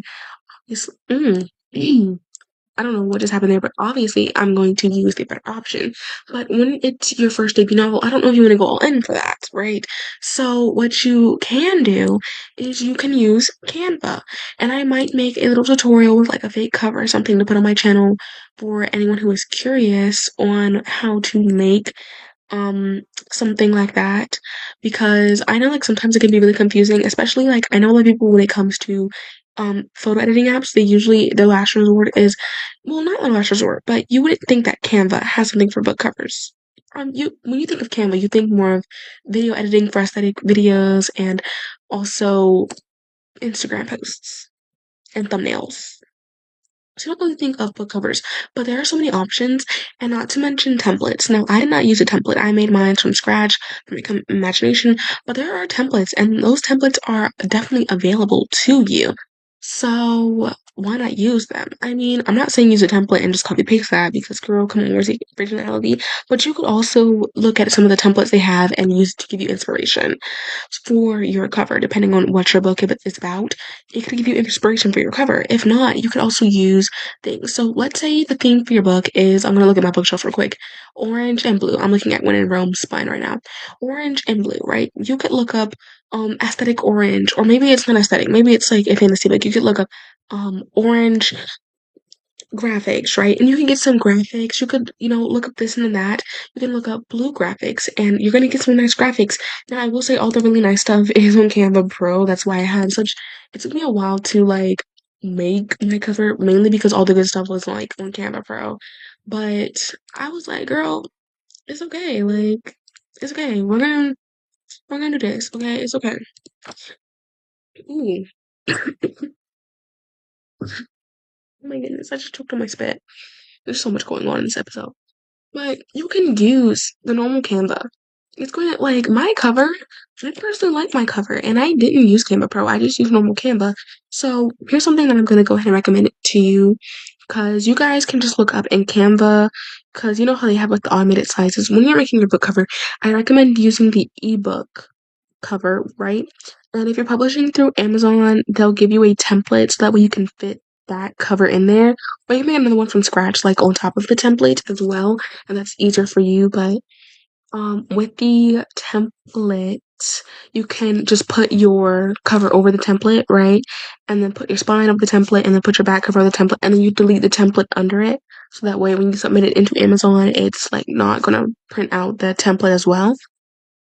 But like I was saying, if you are worried about all that, you can just look up ebook size, like the ebook size on Canva, and then make your cover up there, and then use the template for your preferred size. Because when you go into Kindle, this is like not your first manuscript because we're talking about like first drafts, but I'm just saying like for people who are wondering, if you're publishing with Kindle, you're going to use the size calculator, so you're going to put in your page count, what kind of this and that it is, put their size, all that other stuff, and then it's going to give you a calculated thing.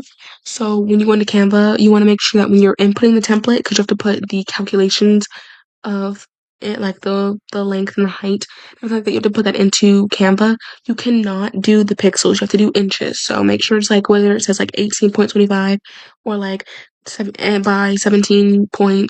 You have to put it in inches, because if you put it in pixels, it's not going to work. So make sure you put it in inches. And then you put the template, and then you make that, and you put the template over that, and you put your cover and everything like over that. Yeah, we're getting off chat because this is not first manuscript stuff. This is not first man. Like, this is like when you're close to publishing. I just want to give you guys a heads up for anybody that's like curious or wondering. Yeah. So those are definitely my 4 tips for this episode. I know this is like not a long episode. I know a lot of my other episodes are extremely longer than this. Like, not extremely long, but longer than this one. I just want to give you guys some basic tips. I'm not gonna hold you guys for way too long, because what's the point in doing that? Like, nobody's gonna stay here for 70 minutes of me talking about the same things over and over again if I'm just repeating myself.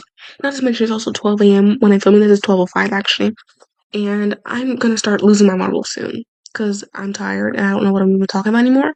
So eventually, I'm gonna start stumbling over my words, and nobody's gonna be able to understand what I'm saying. So, yeah, thank you all so much for watching. There's much more to the channel than just this podcast. I have some book reviews and some cool videos. I have vlogs up here. I do so much on this channel as well. So if you, like I said, this season is coming to an end, and it's going to be the end of this podcast until further notice. I don't think we're coming back for the fall. I've been hyping it up, but genuinely, I don't even know what I would do for season 5. What would season 5 even be? If you guys can come up with some good stuff for season 5, I would consider doing a season 5. Like, trust me, I would. But I just don't have any ideas for season 5.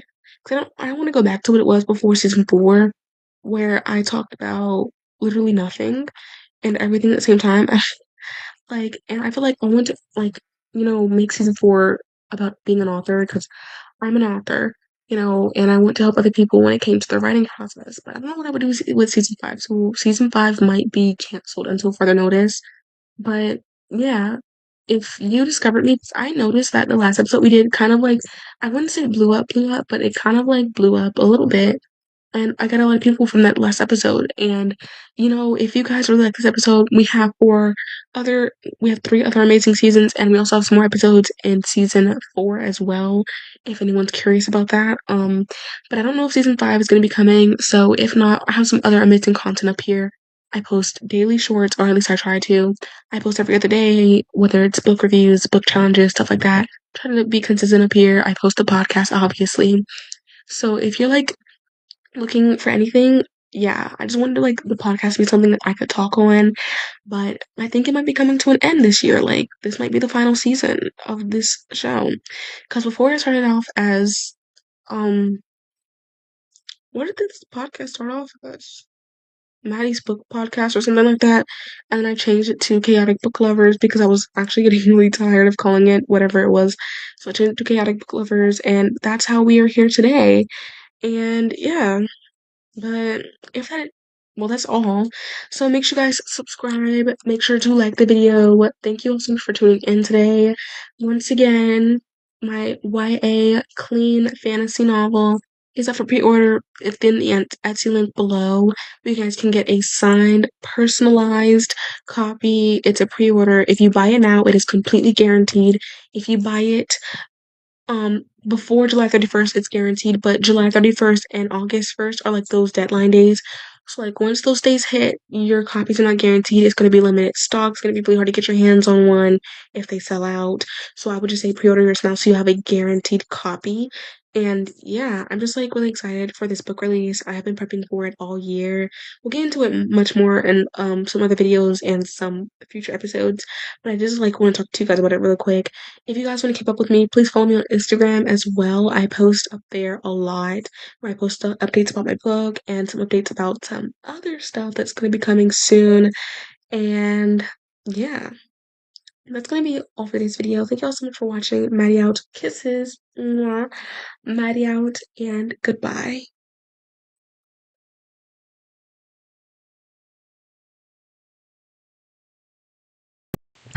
We are back with another episode of the Chaotic Book Lovers podcast. And honestly, guys, I think it's actually getting to me the fact that this is most likely going to be the last season of this podcast. Because, like I said in the last episode, I really don't know what season 5 would be about. Because for the past 3 seasons, it was just random babbling. And most of the times, I didn't even know what I was talking about. Like, I was just like yapping a lot. And this season, I was like, I want to have a theme. And this theme for season 4 was how to write. And I feel like this season really did help a lot of people because this is like the season that a lot of people have been viewing. And I feel like it's been helping a lot of up and coming authors who really just want to learn more about the writing process and how they can make their writing better. And I said this in one of the other episodes where I literally was like, oh yeah, well, the reason I'm doing season 4 as writing is because I wrote my own novel, which we're going to talk about in a minute, but I wrote my own novel. And when I wrote that novel, there were so many mistakes that I had made in the process. So I was like, season 4 is going to be about writing because I made those mistakes. So I'm obviously going to tell you all how to not make the same mistakes I did, because honestly, me making those mistakes was a waste of my time. Like, it wasted so much of my time. So I feel like I felt like if I did this season, then I could definitely help you guys save a lot of your time writing, so that way it's a much more smoother and much better sailing process. So yeah, before we start this episode, I did want to go ahead and say that I am an author, as I just mentioned. My book, The Ruined Royals, comes out July 31st, and you guys can click the Etsy link in the description if you guys would like to pre-order a signed copy. It's personalized. Once July 31st hits, the quantity will be very limited because as I'm an indie author, I do have to pay for said copies. So I'm going to try and have a good amount around, but if they sell out, then they're probably going to be sold out for a few weeks after that. So if you pre-order it now, you have a guaranteed signed copy. So you have your own signed copy that is guaranteed for you that you can have. And I really cannot wait for everyone to read this. I've started getting feedback from some of the ARC readers. And honestly, they're saying some things that I'm just like, okay, wow. Thank you.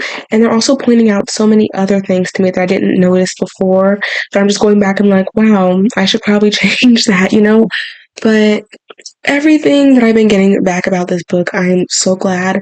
For anybody who is wondering, it is a YA clean fantasy novel about two girls from two completely different backgrounds who both find out they're both related to the royal family in some way, shape, or form. But when they get there, they figure out that the royal staff is up against them. So they team up together, they form a little alliance so that way they can defeat the evilness, they can break the curse, they can figure out what's going wrong within the castle. And honestly, y'all, I will say it was actually pretty crazy to write this book because as someone who doesn't read a lot of fantasy, mainly because it's just not my preferred genre, I don't read a lot of fantasy. So writing a fantasy novel was kind of crazy to me. I was just like, how do you get here? But it was really, really nice. I enjoyed it. It was a wild ride. It was a roller coaster. And I feel like this is a pretty tame fantasy. So if you're also getting into fantasy like I am, this is definitely something that is pretty tame, pretty easy to get into. I try to make it as fast-paced as possible, try not to do too much over-explaining, try not to do too much of anything that could potentially lead you away. But this is my debut novel. It is, once again, YA. It is clean, so if anyone out here is a Christian girly like me, then you guys know it's really hard to find a good, clean book. It's one thing to find a YA book, but a clean book is another thing, and people often mistake clean with having no spice. Clean just means there's no swear words whatsoever. So it's really hard to find a clean YA novel, but I definitely do feel like if you are looking for them, I know we're going off track, then I definitely recommend something by Stephanie Garber, because she has clean novels, clean YA novels. Caraval is clean, and I've only read out of the second trilogy she made, I've only read Once Upon a Broken Heart, and that was clean. So the entire Caraval trilogy was clean, and Once Upon a Broken Heart is clean. But yeah. Anyway, let's get into the actual topic of this video, which is the editing process of your book. The editing process of your book is something that is extremely important. Obviously it's important. You don't write your first draft and you're like, okay, time to publish this. That's not how it works. Your book has to go through thorough editing. And I said this in the last episode, I think it was the last episode, but I said this in the last episode that it's very smart to do second and third drafts as well, because if you do a second draft, if you do a third draft, it definitely makes your life a whole lot easier. Trust me, when it's time for the editing to come through, you're just gonna be like, oh wow, there's not a lot for me to do. And it's true. Once you do that second draft, there's things that were cut out, right? But when I write, I'm starting to do third drafts. And third drafts is where I just read through it again, I proofread it for myself, and I just remove anything for the final time that I don't want in there. And then I send it off to the editor. And you might be thinking that's a lot of work to do for someone who's already going to edit it. So that way I can just have less work to do. That is not true. Listen, when you send a book to an editor, they're not going to change much. If at most, they're going to change a few sentences and some words like misspellings and improper grammar. But for things like they're going to suggest a lot, like, hey, what do you think we do this? And you're going to have to do that work, and then they have to go over it, and there's going to be even more work for you to do once they go over it. So second and third drafts are definitely important when writing your book, okay? It's definitely important because listen, when your editor's going to go in, they're not going to do all that work. I said this in the last episode as well. When your editor goes in to edit, The most that they're going to do on their own is change spelling, grammar, and probably change a few sentences around or like put a sentence before the other. But the rest of it is all on you. They're going to give you suggestions, they're going to tell you to do this and to do that, and you're going to do it. They're not going to go back over it, and they're going to tell you to fix it if something is wrong. They're just there to make sure that it's readable, that it's smooth sailing, and that it's a nice pace, you know? So honestly, you have to think about it. Do you want to have this editor have you going back and forth, back and forth, back and forth? No. So what I do is second and third drafts because then I get to the stuff before anyone else can, and then I can fix it before anyone else can. And so that way, when the editor goes over it, it's not as much work to do, and the process can be better. It can be smoother sailing. It can just be much more enjoyable for both parties. So yeah. You're clearing your laptop? So it's less work on both sides if you do that second and you do that third draft. Now, the second thing I want to get into when it comes to the editing process of your book is if you are editing your book. Listen, I was originally going to edit my book, and I'm glad I didn't because the editor that I hired did a much better job than I would have and caught so many things that if I didn't catch those, like she caught those, there would be tons upon tons upon tons of bad reviews on my book. I mean, genuinely, I'm scared of what my book would have looked like if I did not hire the editor for my book. I mean, come on. I remember one of the sentences, it was just a bunch of nonsense that did not align with the story plot at all. And even after I went over it, I did not catch it until she told me. I read it out loud and I was just like, wait, that does not sound right. You know, it does not sound professional, doesn't sound like it flows well, doesn't sound cohesive. It sounds like it was randomly thrown in there because I want to have extra words. So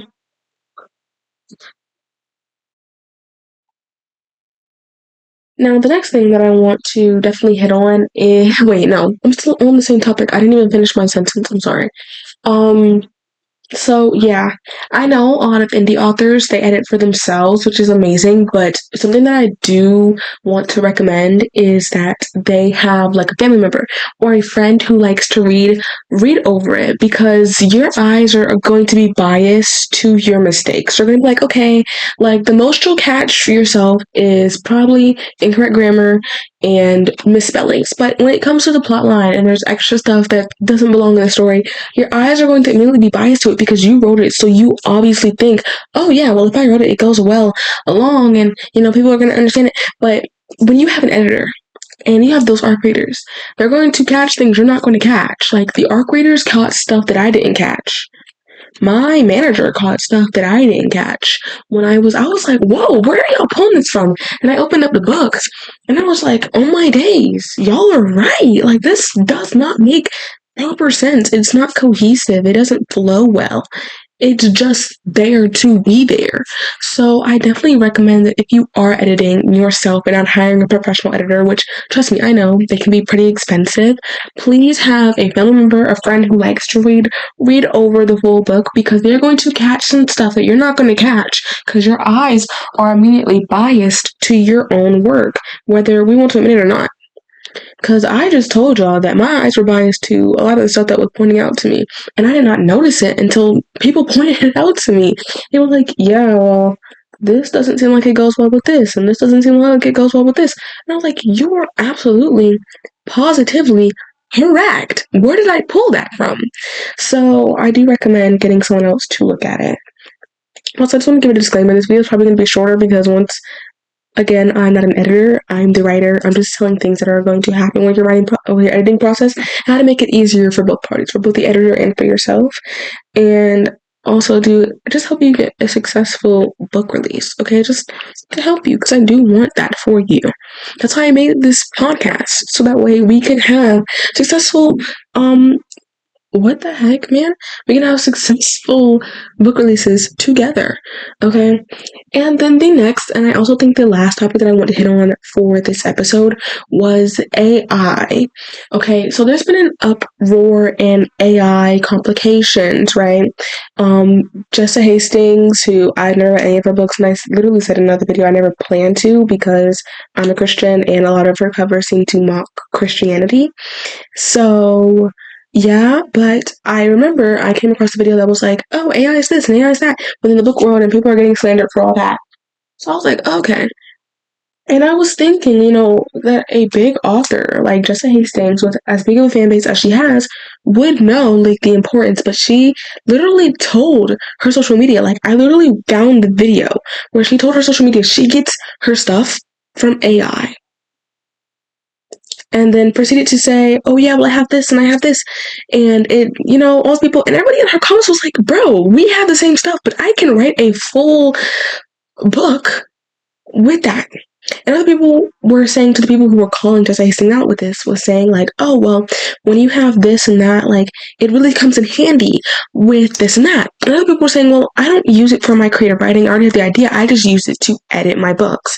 And that is where I'm leading with this. Editing your books with AI. Now, people are trying to say like, oh well, Jessa Hastings literally said, well, if you are so against AI, do not use Grammarly. Well, Grammarly is not helping us with our creative writing. She literally said that she gets some ideas and some research from ChatGPT. I'm sorry. ChatGPT. Honey, ChatGPT was literally exposed, I want to say last year, for having inaccurate information. So that's why you need to fact check everything that ChatGPT tells you. And getting creative ideas from ChatGPT is not the best idea because somebody else might do the same thing. And then guess what? You guys have the same book. Wow, crazy. Now, as for editing with ChatGPT, I also recommend not doing that because number one, you're taking a job away from a human being. Like, that's somebody's livelihood. That's how somebody gets paid, by editing books, and you're taking that away by using an AI. Second of all, AI is not going to catch on to everything. Like, for example, Grammarly, like I just said, I use Grammarly. My editor caught on to things that Grammarly didn't. Misspellings that Grammarly didn't. Come on, guys. Come on. So ChatGPT with editing, it's not gonna catch on to anything, and it might even mess up your writing. It might mess up some things that were there intentionally. It might change things, and you're gonna just copy and paste it into your book. And now boom, you have a horrible bunch of book. Now, there was a scandal, I want to say a few months ago. No, it was back in September, I believe. I actually made a video of this back in September when AI was quote unquote writing books, and there was an author who had a pen name or something like that, and she was not responding to any of the AI allegations. And so people just were like, yeah, this is AI. And they even read the book and they were like, wow, this is AI. Like, it seems like an AI wrote this, and nobody, her team, her publisher, she was not coming out about like, hey, this is not AI. So everybody was like, this must. I'm sorry, my thing. I know right now Silver Elite is having an issue with being called out for AI, and Matt Rafferty read Silver Elite and actually said that she knows someone who works at the publishing company that has actually talked to the author of Silver Elite and was like, that is a real life human being who wrote this. People were saying that it was AI because it had a pen name and the author didn't want their name to come out, which that's invalid. Come on, guys. Let's grow up. Let's grow up, please. But I think with that, it was the point where it was like nobody knew who this was, and it felt like it was written by an AI. The editing felt like it was written by AI. All that stuff that just added up like, yo, this is an AI's book. And everybody was just like, oh, that actually makes sense. And I made a video on it as well, talking about AI. But really, come on. The one job that AI should not be able to take over is the editing of literary works, because they're not going to get everything right.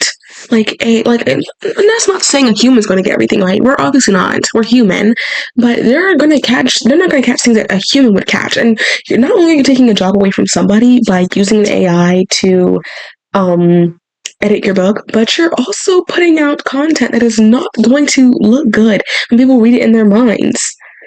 It's not going to look good when it's time for visualizations. When people come to visualize what your characters look like and the AI does not describe it properly.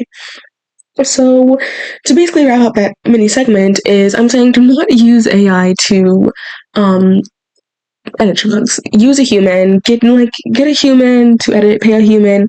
If you cannot afford that, then please edit it yourself, and then have an extra pair of eyes go over it, because an AI is not going to catch the things that a human is going to catch, because it is a robot.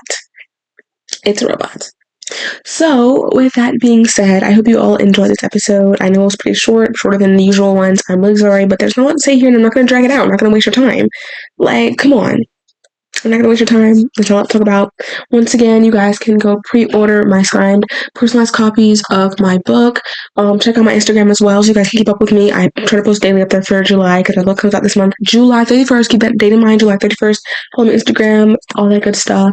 And I will see you all in either my next video or my next episode, because you guys know I'm also a booktuber. Love you all so much. Subscribe, like, and notifications so you guys never ever miss a video. Kisses, mwah, mighty out, and goodbye. Did you miss me? We're back with another episode, guys. And honestly, this is episode 9, and I've been saying this since like episode 5. But y'all, this is the last season of the Book Lovers podcast.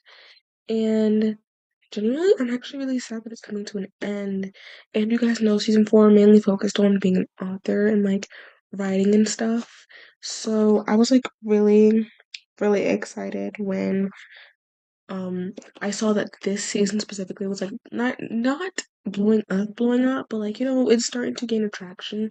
And I definitely saw like people were definitely looking at this season the most out of all the seasons, which I'm glad, because this is the season that I made in hopes to help someone grow in their writing journey, and to help someone like learn this and learn that, because all of that is crucial to the writing process. Well, it's not crucial, but like I said, this season is mainly my suggestions, mainly my tips, mainly my advice for people who want to write, for authors, stuff like that. So I was overjoyed when I saw that people were, looking at it and viewing it, and, all that good stuff. Because I was just like, yeah, that's crazy.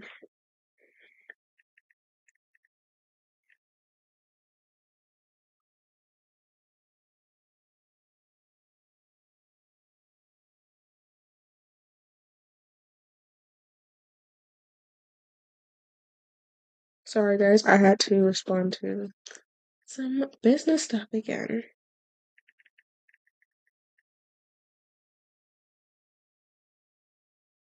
Why did I say again? I'm currently handling business stuff again. I don't know, and my TV is just, let me get my TV off, because, you know, yeah.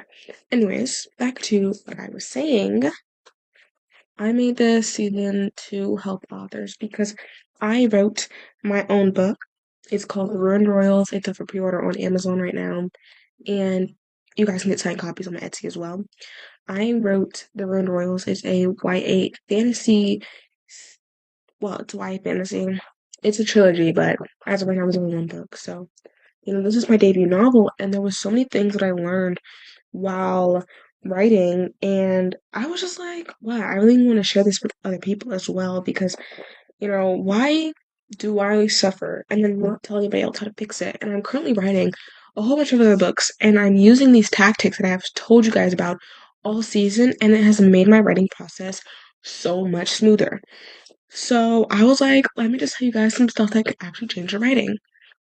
Now, this episode is definitely going to be like combining stuff that I've said in the past episodes, but I also want to say that there are also going to be some new things here that I'm going to mention as well. So you guys can stick around, because I'm trying to give advice. I'm going to give advice. I'm going to give my tips. I'm going to give my tricks. I'm going to give you guys all that stuff, because, yeah, that's what I'm here for. I'm like, like this business related stuff. I'm sorry, guys. So, first things first is, oh, wait, actually, follow me on Instagram as well. It's in the description, in my bio. It's on my page, just follow me on Instagram because that's how you guys can keep up with me the most. And I would love to like stay in touch with you guys. I try to respond to comments as much as I can. I will say though, if you DM me and I don't know who you are, I'm probably not going to answer it because my account is under a business account, so usually it'll like flag stuff, and sometimes it won't even alert me if somebody's like DM me unless I have like DM that person first and I'm familiar with that person. So I will say if you're trying to DM me, that's probably not your best bet because I'm most likely not going to see it. But as for everything else, I am responding to comments, and if you tag me in a post or something like that, if it's like something to do with my book or something, I will definitely repost it. Like I've gotten like tagged in like a few reels and posts and stuff like that. And I try to repost that stuff because like I appreciate all the love that my book is getting right now. Like literally everybody that's like putting love out there around it is literally the sweetest ever and I appreciate it so much. So yeah. Anyways, back to the actual episode because I've taken up like 5 minutes of your time by like literally just yapping about myself and my book, but anyways, first things first, what I want to say is that when you're writing your rough draft, what I do is I use Google Docs, right? So I'm going to tell you guys what I do with Google Docs.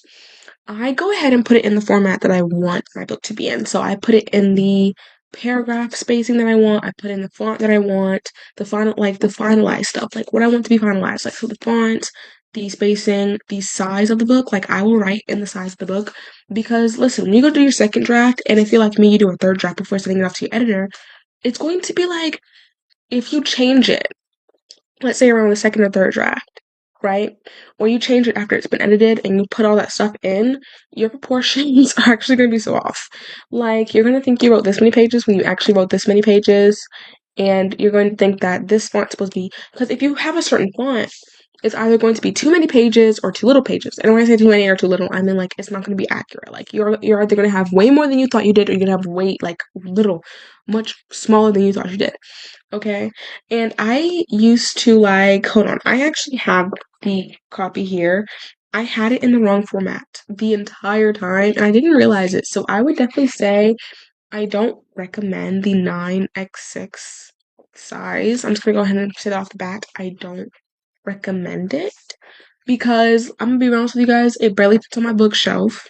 It's huge compared to every other book up there, so it's like the odd man out. Um, it's it's like, do you really want to be walking around with this large textbook? It literally looks like a textbook. That's what it looks like. It looks like a textbook.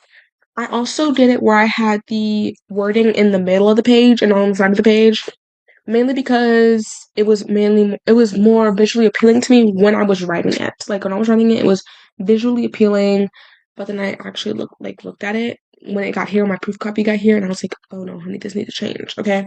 So now opening up my real copy, which is the actual size that I want it to be, it's now aligned on the side. The spacing is better. I'm just like, okay, yes, this is what I want. Now also when you're writing, I don't recommend any size above like any size above 12 I don't recommend because that's what this size was for like the original 9x6. You guys, this it's okay. Like if you want like a bigger font, I would say like yeah. But like if you want like the normal font that you see like your normal novels, then I don't recommend a 13. I recommend like 12 or smaller because while 12 still is like pretty like oh it's a large font, it's not large. You know what I'm saying? I also, when it comes to spacing, do not recommend the 1.5 spacing between like paragraphs and stuff like that, in between sentences and spacing and stuff like that. I don't recommend it because then it's like you only have like a paragraph or two on your page. Like, I'm gonna read you guys one page from this book. Oh, wait. Okay, I actually can't read that page because it spoils something. Um, Here, I'm gonna read you guys this full page of chapter 12, right? Page 46. With light streaming through my windows, I awake. I climb out of bed, my body feeling drained and tired. As I trudge down the many flights of stairs, convinced I'd fall or and pass. Ooh, girl, can I please read? Convinced I'd fall and pass out, I headed straight for the kitchen, hoping to find something light to eat. Mira, what are you doing this early? She was making tea. That's all that fit on that one single page. That's all. And that's because I had the 1.5 spacing thing that Google Docs lets you do. I don't recommend it because you cannot fit that much onto a page by doing the 1.5, like the 1.5 spacing. So I definitely, like, when it comes to formatting, I recommend putting in the size that you want. With me, if you want to have like the same size as me, I recommend, I think it's the 5.5 time by 8.5, or it's the 8.5 times 5 by 5. I don't know, but it's 5.5 and 8.5 something. I don't know if it's reversed, something like it, but it's something like that. Maybe Google Docs is like one of the ones at the top, one of the ones at the top. So I recommend that one. That's the size that I did. It's perfect. It's compact. It's like a normal book fitting inside of your hands. Okay, it's stuff like that. So that's what I recommend. So yeah, and also once again, put in the font that you want. Go ahead and put in how you want your chapters to be aligned, like all that stuff. I recommend just doing the first draft. Like even if like stuff like because when I did my first draft, I had like this delay. Like one of the chapters got like one of the chapters got skipped, right? So one chapter got skipped, and I knew this like when I was going through and everything like that. But I was like, I'm not gonna work on that till I get to the second or the third draft, something like that. So I definitely like would say like just format it. Like it doesn't like all this stuff doesn't need to be correct. Like the chapter pages and none of that stuff have to be correct. That's what you're going through for the second and if you're like me, third draft or four. You're going in so that way you can change the stuff that needs to be changed and perfect the stuff that needs to be perfected, all that stuff. And that's also what the second and third draft are for. So speaking of second and third drafts, I recommend doing second and third drafts. Like, I know you guys have heard like the first draft, the second draft, and then the final draft. I think a lot of people see that as like what the editor does, and then like you working with the editor. I feel like that's what a lot of people see it as. Guys, it's not that. It's really not that. Okay? Listen. So, well, it is for most people, but for me, I try to do 4 drafts total. So I do my first draft, I do my second draft, which is basically where I read through everything, change, write, change. And then my third draft is me reading through all that again to make sure that everything I personally want to change before letting the editor see it is changed. Then my fourth draft is what me and the editor work on because once again, I've said this in I think the last episode, the editor does not do all the work for you. The editor gives you suggestions, they give you tips, and they give you advice, and they might change up a word here or there, like because it's like grammatically incorrect or like they need to add like a period or something like that. They're gonna change all this stuff. They're gonna make sure that it's grammatically correct and all of this stuff. It's gonna make sure it flows well. When it comes to like things are like, I think you should change this, they're not gonna change it for you. They're gonna let you decide, do we want to change this or do you want to keep this? Okay, so they're not gonna do all that work for you. So I also consider that the final draft because you're also working on it as well. So I consider the fourth draft what me and the editor work on. Okay, so I try to do 3 drafts total, and honestly, the reason I do 3 drafts because a lot of people, not on YouTube, but when I tell people my writing process, they're like, "Why do you do 3 drafts before letting the editor do it?" Because they're gonna find all the stuff for you. I mean, like, yeah, but think of it this way: if you were to get all the junks, the kinks, all that stuff like that out of your book before the editor gets to it, don't you think that the editor and you're gonna have a much more faster time going through everything before your deadline? Like, don't you think you're gonna meet your deadline a whole lot sooner if you can get the stuff that you're able to get out of the book before they can get to it? Because, like, it literally, when it comes to editing, like proofreading and everything like that by yourself, like the second draft, it does take a while because you have to, like, make sure it's careful. You cannot do that late night stuff when you're tired because we can do that when we're writing because we're trying to get the ideas out. But when it comes to editing, we have to make sure that we're like, okay, well, we cannot do this late night stuff because we're not going to be fully focused. But once again, that's what the third draft is for. But you know, all that good stuff. So it does take a while because I try to avoid doing my second draft at night, like not like at night, but like past midnight. Because after midnight, my brain is foggy. Okay, I'm just putting down anything to put down something. Okay, so I try to avoid doing anything past 12 a.m. But think about it this way. It takes all that time. You're taking all this time to get all this stuff out. Third draft comes, all you're doing is reading through and changing the little tiny bits. Then the editor comes in and they're like, oh wow, this is great.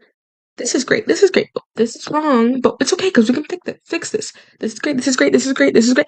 Like they're like, there's not a lot of work to be done after you've done the second stuff. All that stuff, there's not a lot to be done. And you and your editor get through this stuff a lot quicker The editor's able to read through the story a whole lot quicker and change stuff less frequently than if you were just to do like one or two drafts. So I do recommend the first, second, and third drafts. But once again, first and second drafts are good too. But if you're like me and you just want to, get your stuff quickly and efficiently while it's also looking good, I recommend doing the third draft. Because while it does take up a bit more time, the editor's time, the fourth draft is going to take less time. So you're using up time to save time. Like, it's like that saying, you spend money to make money. You have to risk some things in order to receive the reward for your risk. No risk, no reward. I should be a motivational speaker. Yeah. No. Actually, no. I should not. Actually. I promise I would give like the worst advice ever. I really would.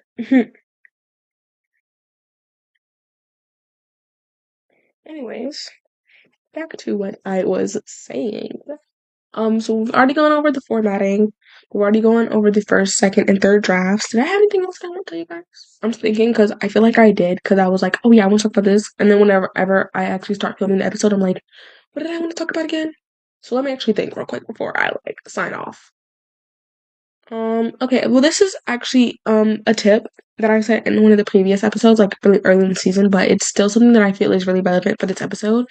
Do not, I don't know which one, I don't know what episode it was. I think it was like between episodes 1 through 3. It was one of those. Go watch those. But I said not to compare your work to other authors. Like, compare, but don't contrast. Okay? Compare without the contrasting. So, what I mean by this is you may see one author. Let's take my favorite author, for example, Lauren Roberts.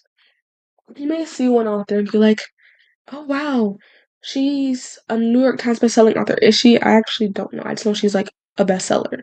I don't know if it's New York Times, but she's a bestseller. She might be. I don't know. She might. I think she is. But she's a New York Times bestselling author, and she has all these followers, and she has all these readers, and all these good reviews, and all these 5-star reviews, and all the people who love her books. And I'm an indie author, and I have one book, and it's not that popular, and all that other stuff, and it's this, it's that. And you're speaking negatively about yourself and you're about your writing. Girl, do you think you're ever going to gain the confidence in your books if you're comparing yourself to Lauren Roberts all day long? No, you're not. You're not going to get that success if you're comparing yourself and contrasting what you have based off what she has. You're not going to make it as far if you're constantly looking at what your neighbor is doing and then using what your neighbor is doing as a negative effect on yourself. Now, let's say this is an example of what I like to do because mainly negativity with yourself is genuinely just a mindset. Like, you might have heard this a lot recently, but embarrassment, stuff like that, it's all just a mindset. Listen, I was at a camp last week. Boot camp. I don't know if you consider it a boot camp. It was camp for business. And genuinely, there were so many times that I quote unquote embarrassed myself. But was I embarrassed? No.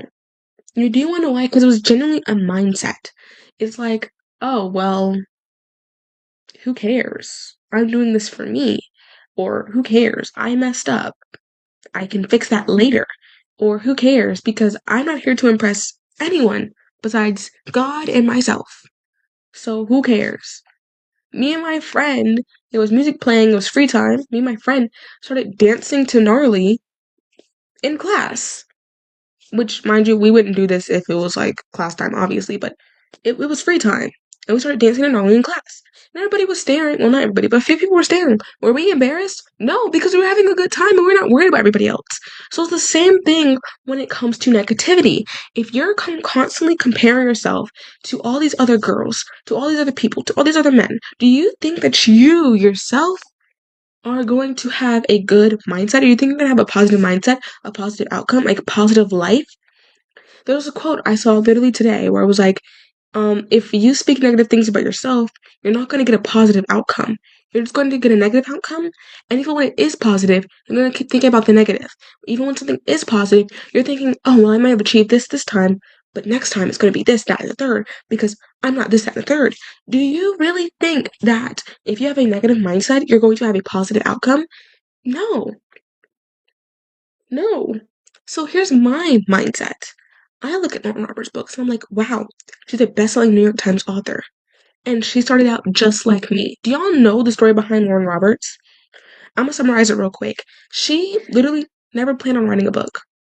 She went on TikTok Live, shared her story idea. It was basically just a whole bunch of stuff that she loved, and she put it into one book because everybody was requesting it. She started out whatever as an indie author. Yes, Lauren Roberts was an indie author at one point. She didn't just immediately get signed to Simon & Schuster Books. No, she was an indie author at one point. She got her indie author stuff. She went popular. She got popular because she just kept trying. She kept promoting her book, all that other stuff. And then she got picked up by Simon & Schuster. And then she was on the New York Times bestseller list. Do you guys think that all happened overnight? Do you guys just think that she submitted her book and Simon & Schuster was like, oh my goodness, we're going to take this from you and we're going to publish it for you? No, she started off as an indie author. So think of it this way.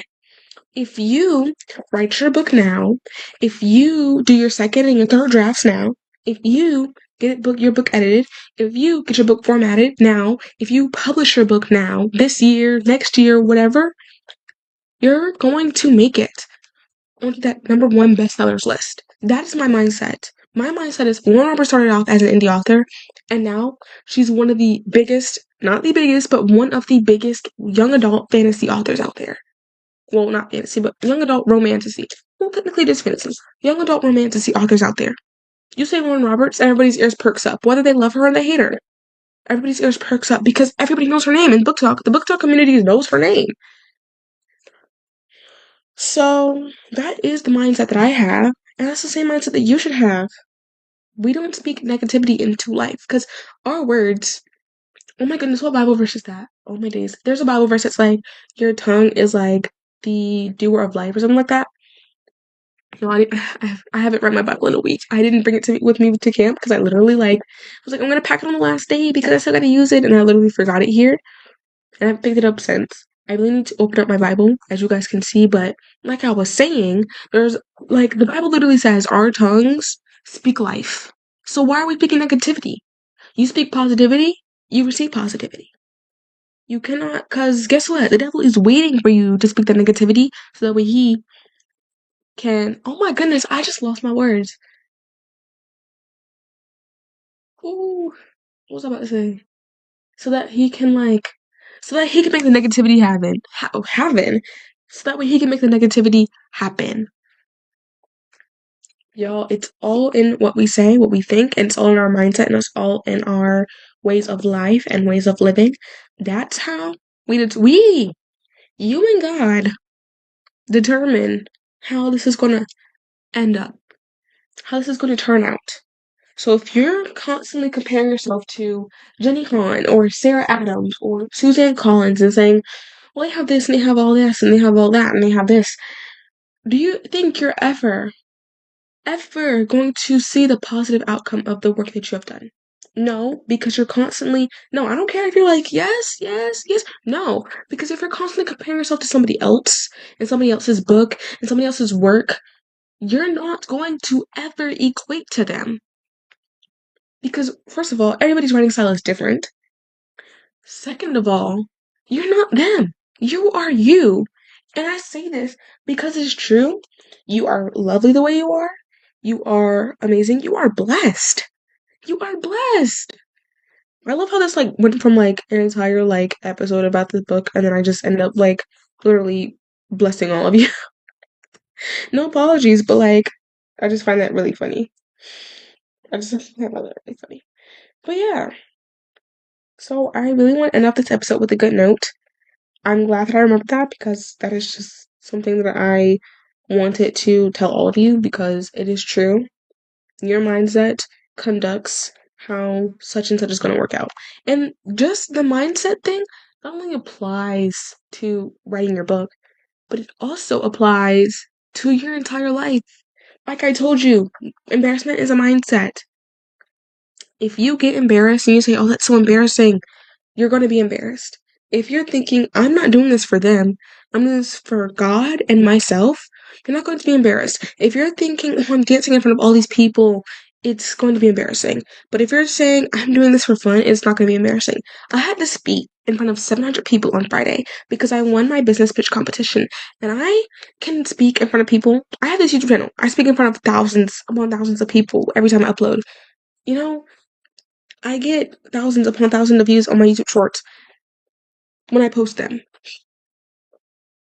But it's a difference between speaking in front of people and like speaking to people online because it's just you and stuff. But I was like, I was really scared to go up on that stage and talk to them. I'm on that stage and I was like, okay, don't worry about all these people. Look at the people who I can like trust. I was looking at my friends who were making silly faces at me the whole time, trying to, they were making silly faces. And I was thinking, I'm telling the speech for myself and I'm telling the speech for oh my goodness. I was telling the speech for myself and I'm telling the speech for God. I'm not here to impress anybody else. My friends were like, those people talking trash about you the entire time you were on stage. It's like, I don't care. I don't care because I did that for myself and I did that for God. I wasn't there to impress them. I really wasn't. So I definitely say that when it comes to not only your writing and your career as an author, but also life, embarrassment is a mindset, negativity is a mindset, and positivity is a mindset.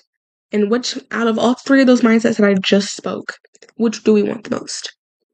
Positivity. Speak positivity to life. Speak positivity to life. That is all for today's episode of the Chaotic Book Lovers podcast. And the final episode will be the next episode you guys see of this podcast. I'm like really sad that this series is coming to an end. I started the Book Lovers podcast. I just realized how much charger and I'm like sending my phone on my books. Ooh. You guys, I'm gonna give you guys a quick backstory real quick if you guys want to stay. But when I first started this channel, it was a gaming channel. It was a gaming channel for a very, very long time. And just last year it became my booktube channel, right? But when I first started the channel, I made the Chaotic Book Lovers podcast. It was called the Book Recommendations podcast, something like that. But I renamed it like in like season 2 or something because I genuinely did not want it to say cat. I did not want to keep it as Book Recommendation Podcast. I changed it to Chaotic Book Lovers Podcast. Right. This podcast has been on the channel since I started the channel, since I was a gaming channel and everything like that. Which I still do game. I have a separate channel for that. It's called Pixel Princesses. But this podcast has been here since I started the channel. And that's crazy. Like, genuinely, that's really crazy. So, the final episode, we're gonna have to go all out. It might be a really long episode, it might be a really short episode. I don't know. I just know we're gonna have to go all out because, wow, this has been here for. Wait, hold on. Actually, let me see. How long Wow. How long have I had my YouTube channel for? Let's go to YouTube real quick, guys. Let's take a trip down memory lane because I genuinely do want to know.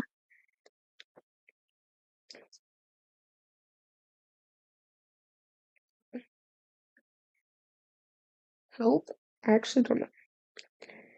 Okay, I've had the channel for what? 2 years? It generally doesn't feel like 2 years. When did I start the channel? I started the channel in 2022. It's been 3 years. Oh, I started in August and it's only July, so almost 3 years I've had the channel. And I used to have a podcast about money, surrounding money as well, because I do have to manage a lot of money because I'm a business owner. I'm a PR company owner, and I also work for other businesses that have to do with money. So I definitely had a time where I focused on money a lot, but yeah. Book Recommendations Podcast, episode 1 was. Oh, I remember the intro. It was September 21st, 2022. This podcast has been here for almost 3 years, guys, and I'm, as of right now, letting it go. I don't know if it's gonna make a return, but I don't know what I would talk about if we did a 5th season. But we're on season 4, right? Did you guys hear that? I had my window open, and I just heard like the biggest crash ever that actually scared me so bad. Not crashing as in cars. I'm just like it sounded like something like tumbled over and fell. I need to stop talking, okay? I'm gonna let you guys go because I've been holding you guys captive for a minute. Amazon keep talking about, so you have this unused Prime benefit. I use Spotify. I don't need Amazon Music. Although I should cancel my Spotify subscription. I just need Amazon Music. I'd be saving money, but I like my Spotify. Don't nobody use no Amazon Music. Nobody I know use Amazon Music. I got shared playlists on Spotify. Anyways, reminder, I have my book that comes out July 31st. You can pre-order on Amazon. You can pre-order it on Etsy as well for signed copies. And if you want to pre-order the paperbacks, you can also pre-order that on Etsy because Calendar Publishing doesn't let you pre-order the paperbacks for some reason. You only pre-order the Kindle version, so you can pre-order the Kindle version on Amazon, but on release day, you can actually order the paperbacks, but you can pre-order the paperbacks signed or unsigned on my Etsy right now because they are. And to follow me on Instagram for both my PR account, Pink PR LLC, or my book account where I post about my books, which is Maddie's Bookshelf Author on Instagram. I literally don't have TikTok, I don't have Twitter, I don't have Facebook, none of that stuff, so I'm not up there. I'm on Instagram. Hands off, Gabriella. Gabriella, hands off, Gabriella, la la. Back off, I'm a fella. Gabriella, back off, Gabriella, la la. I promise if I get copyrighted for that, I'm gonna be so mad. Y'all, it is the last episode of the Chaotic Book Lovers podcast ever. As far as I know. We might come back for a 5th season, but I highly doubt it. Well, this is the last episode, and in this episode, we're going to go over one of the most important things when it comes to writing your book, which is the formatting. In the last episode, I talked about formatting is really important when writing your drafts because that's how you know that this is what that's supposed to be and this is how this aligns, but not a lot of people know how to format their books. So I thought for the last episode, I would do a lot of people a favor and teach you guys how to format your books. Now, I will say, just to prep, because we're going to do a little bit of chatting before we get into it, please open up Google Docs and everything, because that's the only thing I know how to format in. Everything else is out the window, but you guys can format in Google Docs, and that's just basically what we're going to do here. We're going to format in Google Docs, y'all, so, yeah. So, y'all, I am really sad. It's bittersweet. I'm really glad, but I'm also really sad that this season and this entire podcast is ending altogether. I feel like we had a lot of good memories with this. We had some nice times. We interviewed people. So definitely go check out some episodes from the past season. If you guys go to the channel, you guys go to podcasts, you guys can see the Chaotic Book Lovers podcast. It's there. We interviewed people. We talked about book controversies. We talked about books. We talked about everything. We brought people who don't even read onto this podcast, my siblings, and we brought my sister up here twice, and then my brother agreed to do it once. And yeah, so honestly, I'm just it's really bittersweet that this entire thing is ending, but yeah. Before we get into it though, I got this new Yuki. I think that's how you say it, Yoki. I think it's Yuki though. It's the cheese Yuki, and she is so cute. I have a reading vlog coming out soon. Not for a specific book, but it's a reading vlog that's coming out soon, so subscribe to stay tuned. And I show the Yuki in that reading vlog. She is so cute. See, I love her so much. So definitely subscribe, stay tuned so you guys can see my little Yuki. She's so cute. I want the chocolate one. Honestly, I love Yukis now. I need to collect all the Yukis. They're so cutesy. And then my friend crocheted me this little croissant. It's a little tiny one. Because I really wanted a jelly cat, but she was like, instead of getting you a jelly cat, I'm gonna get you a little mini thing, because she crochets, so she crocheted me a little baby croissant, and I'm really happy with it. Honestly, it's so cute. I love croissants. Croissants are one of my favorite pastries ever. Croissants, ultimate breakfast pastry. If you're having breakfast, croissants are definitely the way to go. Maybe with a little bit of butter, just a little bit. Usually I eat it without butter because it's so good without it, but with butter, it's top notch, but it's so good without butter. So I love croissants. I love to eat croissants, and she made me a little crochet croissant jelly cat looking thing. I don't even know if it's not even a real jelly cat because she handmade it obviously, but it looks similar to a jelly cat in my opinion. I never had a jelly cat, but based off what I've seen, it looks like a jelly cat. But I do want to get some real jelly cats, but I love it, and it like literally comes with like this little charm on it as well that says croissant, and it's like orange and brown. It's so cute. I can't wait to show you guys in like a future video. It's adorable, and it sits there on my like bookshelf over my bed because if you guys are new here, I have 3 areas I keep my books. Number one is on my bookshelf above my bed, so there's a bookshelf on my bed, right? Number two is at my filming area where I have this entire like 5 tier bookshelf and it's full. So then on my floor I have 3 stacks, 3 high like large high stacks, might I mention, of books. So yeah, we like to read over here, as you guys can tell. And if you guys look at some of my other videos, you guys would actually see like, oh yeah, I do a lot of like reading videos, do a lot of like sit down and chats about books and stuff like that. I literally did a 30-minute rant on my favorite book series ever, which is the Powerless Trilogy by Lauren Roberts. Like literally, yeah. Before I was filming this though, I was looking at a Cat's Eye interview, like looking at some of their old interviews, because honestly, yeah. And I started watching Popstar Academy on Netflix, and I'm enjoying it, but yo, I miss Cat's Eye so much. Like, I need to physically like see them on the screen again. I need to watch Dream Academy though. I need to watch Dream Academy, but right now I'm looking at Popstar Academy on Netflix, and the person that I was really rooting for to win literally got sent home on episode 1. I can't tell you guys who it is because obviously that would spoil it, but the person I was rooting for got sent home on episode 1. I'm only on episode 2 right now because I just started it. I was so sad. I was like, no, they sent my girl home. Why would y'all do that? But like, when I said the reasoning, I was like, okay, that makes a little bit of sense. But like, dang, on the first episode too. But apparently they've been like, each episode took place in like a month or so. So I don't even know how long like that stuff was occupied. But yeah. And then also, speaking of like new plushies, my friend got me like this large squishmallow. It's like a little mushroom. It's purple and it's blue. It's so cute. It's so fluffy and cozy and comfortable as well. Like, I literally love laying on this thing. It's so nice. I'm trying to grow my plushie collection if you guys couldn't tell. But this squishmallow is called Pile. Yeah. Oh, he's a tax accountant. Oh, I'm looking at like the little thing. It says, when the sun goes down, Pyle, the tax accountant, becomes DJ Pyle Remix, the hottest record spinner in town.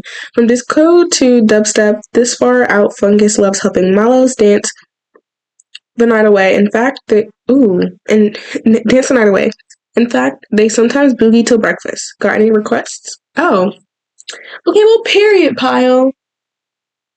Period. I got this yesterday, so like, yeah.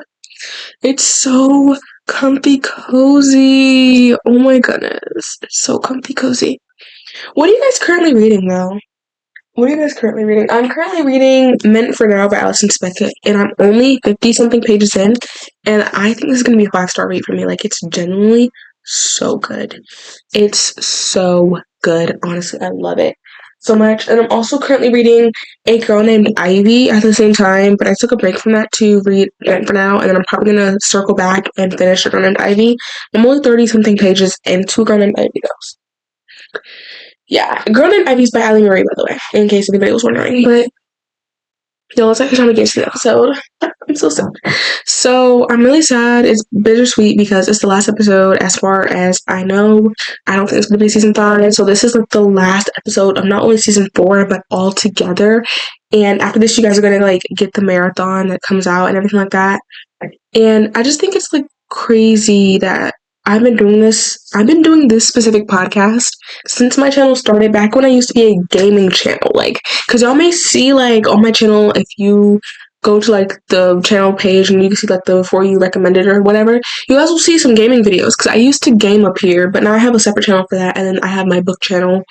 And back when I used to game, this was the podcast that I made. And it's so crazy that we have evolved. We are in season 4. I didn't even expect there to be a season 4. I thought we were going to end it at season 1 when I finished it. But I was like, let's do season 2. Then I thought season 2 was going to be the end of it. And then let's do season 3. Which, mind you, I never announced it was the end of it because I usually, by the time I finish recording it, or by the middle of it, I would have a new idea. So for a new season. So yeah, but I don't know what I would do for season 5 if I did one, because I feel like all the other seasons, it was just pointless yappery for me to come up here and just talk about books and talk about things like that and interview people who love to read it, and even people who don't like to read. Like I said, my siblings. And I was like, well, season 4, I don't have anything else to do, and I want to go out with a big bang. And my way of going out with a big bang was quite literally doing something, because if you guys didn't know, I actually wrote my debut novel. And when I wrote it, I learned so much, and I learned things that I should not do and I should do for my future projects.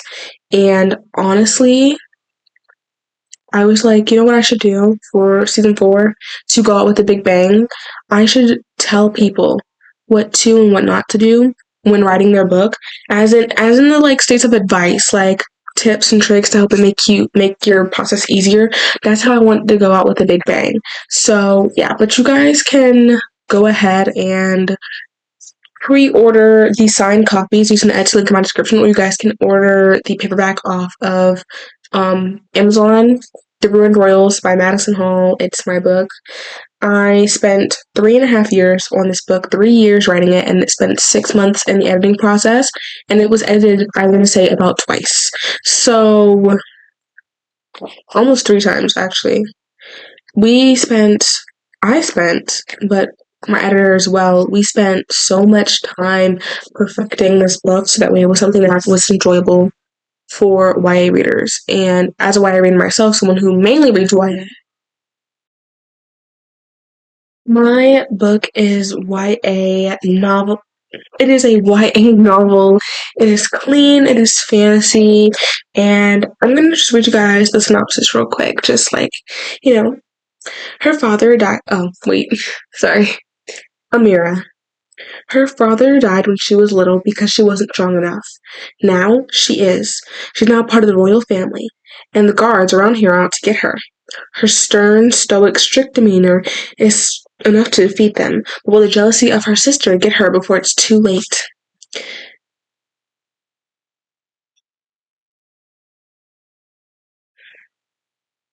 I feel like a big revelation just then. I'm sorry. Like, sorry. Anyways, that's like just half the synopsis. Then Valentina's is longer.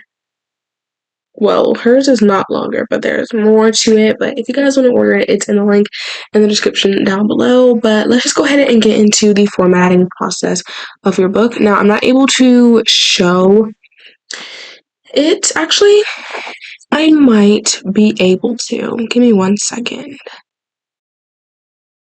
Okay, so just to make sure that you guys can see, I'm gonna like type something random up here real quick. Okay, you guys can see it good. So here's how we're going to format it. This is like going to be the easiest part of writing your book, is the formatting. So depending on formatting template. There we go. Depending on how you want your book size to be, I'm just gonna show you guys like how I format my books, but page setup, here, like I didn't go to file, hover over it, click it, whatever you need to do, and scroll down to page setup. Now it's going to apply to whole document, and then paper size. This is what we want to focus on. You guys can also change the paper color like this. People sometimes do this, and then like the white letters, but we're not doing that. You guys can do that if you guys want to, because I know some books are printed like that, but in this case, we're going to stick to the traditional white. And then I go to statement, which is 5.5 x 8.5. So you can do this and click OK. And boom. Now it's in the correct paper size. It's in the size it's going to be printed in, okay? Now, here's what we're going to do next. We're going to go to, well, this is how you can check your word count, but go to Tools, Word Count, Display Word Count while typing. And you guys can also see your character count, excluding spaces, characters, and page count. And you can always hide your word count as well if that's what you want to do. Then you're going to go to, hold on, I always like forget this up like the last time. So then you're going to come to format, and you're going to go down to page numbers, and then you're going to either choose header or footer. It's whatever you want, and then you could choose to show it on the first page or not. That's literally up to you. I always do mine at the header, and then after that you can like, I'm pretty sure you can like align it. Yeah, you can align it at the top, at the bottom, so you can like have it in the middle, have it at the end, but like that. So like, look, if we just went all the way, hello, so on page 2, it's just like that. Okay.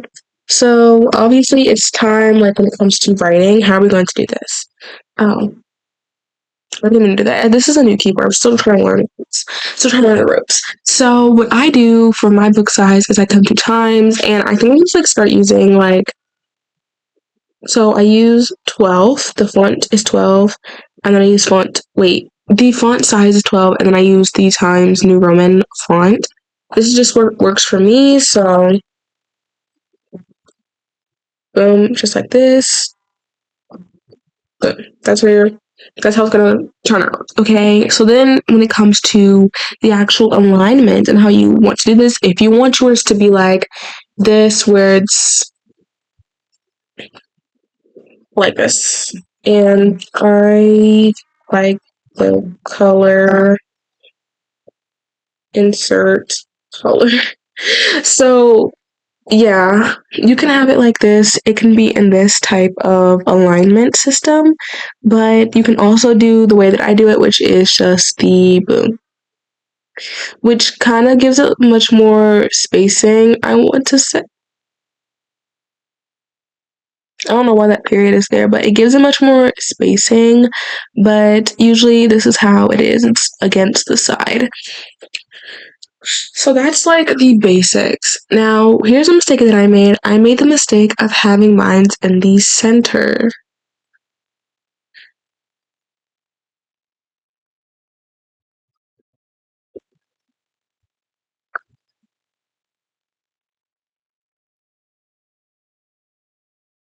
Don't make the mistake of having your book be centered. Now, what I mean is don't have all your words in the center. It looks unprofessional, and it also looks really weird in the printing process. So just make sure you have it against the side or against the side with all the spacing.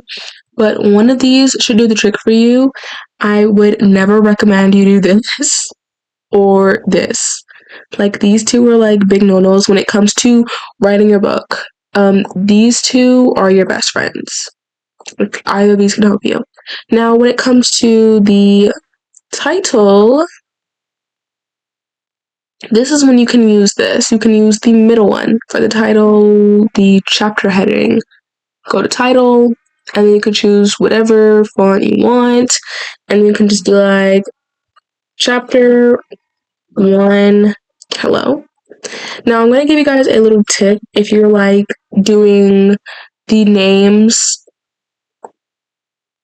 for like the POV names. You can do either of these. You can either do the heading and put like insert name / chapter name.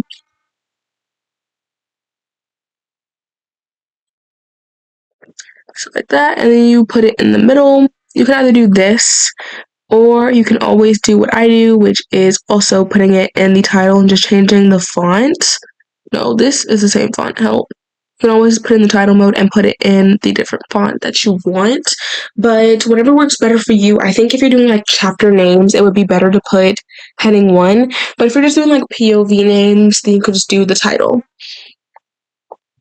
So this is like the basic formatting of your book, how it's going to look when you format it the way that I just showed. It's pretty simple, pretty easy. It's not too, I hope it was not too hard to understand, because I try to make this as easy as possible for you.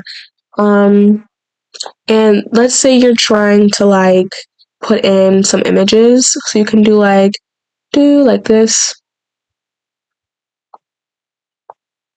And you guys can't see the photos, but like for example, we could put in my professional photo like so for like your end, and you could minimize it if you guys want, and then boom, you can like start putting in like, oh, this is the author, and she grew up.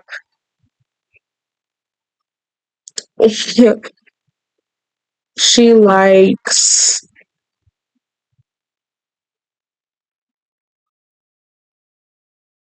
So as you can see, it's pretty simple, hopefully. And then when it comes to like social media, because I know I had a time doing this as well, you're also going to come to images. You're going to come to search the web. And then what I just did is the Instagram. Oh, I don't know what. And I just did the Instagram logo. And then you can get the Instagram logo as easy as pie, like so. And then you're going to like minimize it really tiny, really, really tiny. And then right beside it, you're going to put in your @ which mine is Maddie's Bookshelf Author. Follow me on Instagram, by the way. Shameless self promo. So that's how mine is formatted. So the other thing I want to show you guys when it comes to formatting is your copyright page. Because if you're self-publishing with Amazon, they're not going to do the copyright page for you. You have to do it yourself, okay? So here, I don't know which font I use, but you can use whatever font works best for you. And then I just put like the basic stuff like copyright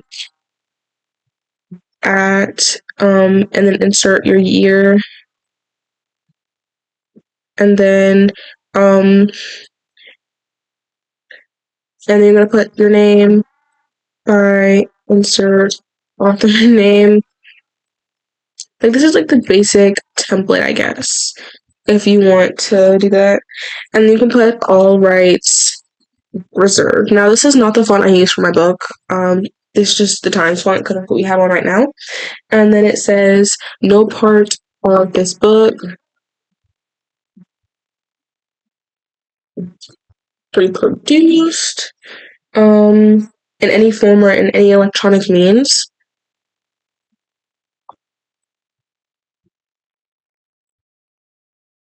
without the author's written permission.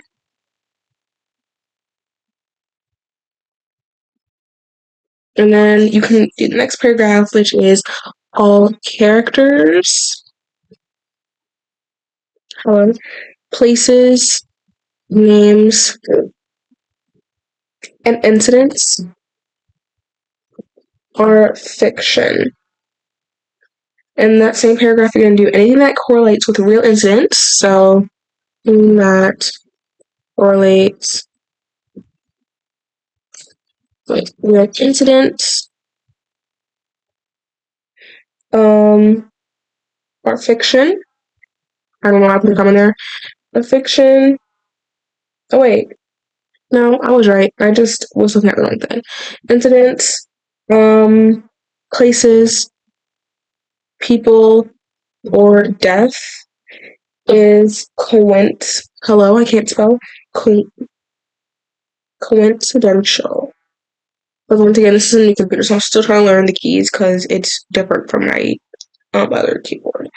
And then you're gonna like put the stuff. So cover design by your cover. And if there's like a designer, you could put like cover. Oh wait, no, I just put the design. Cover designer's name. And if there was a different artist, you could put like cover artist, cover art by, and then cover artist name.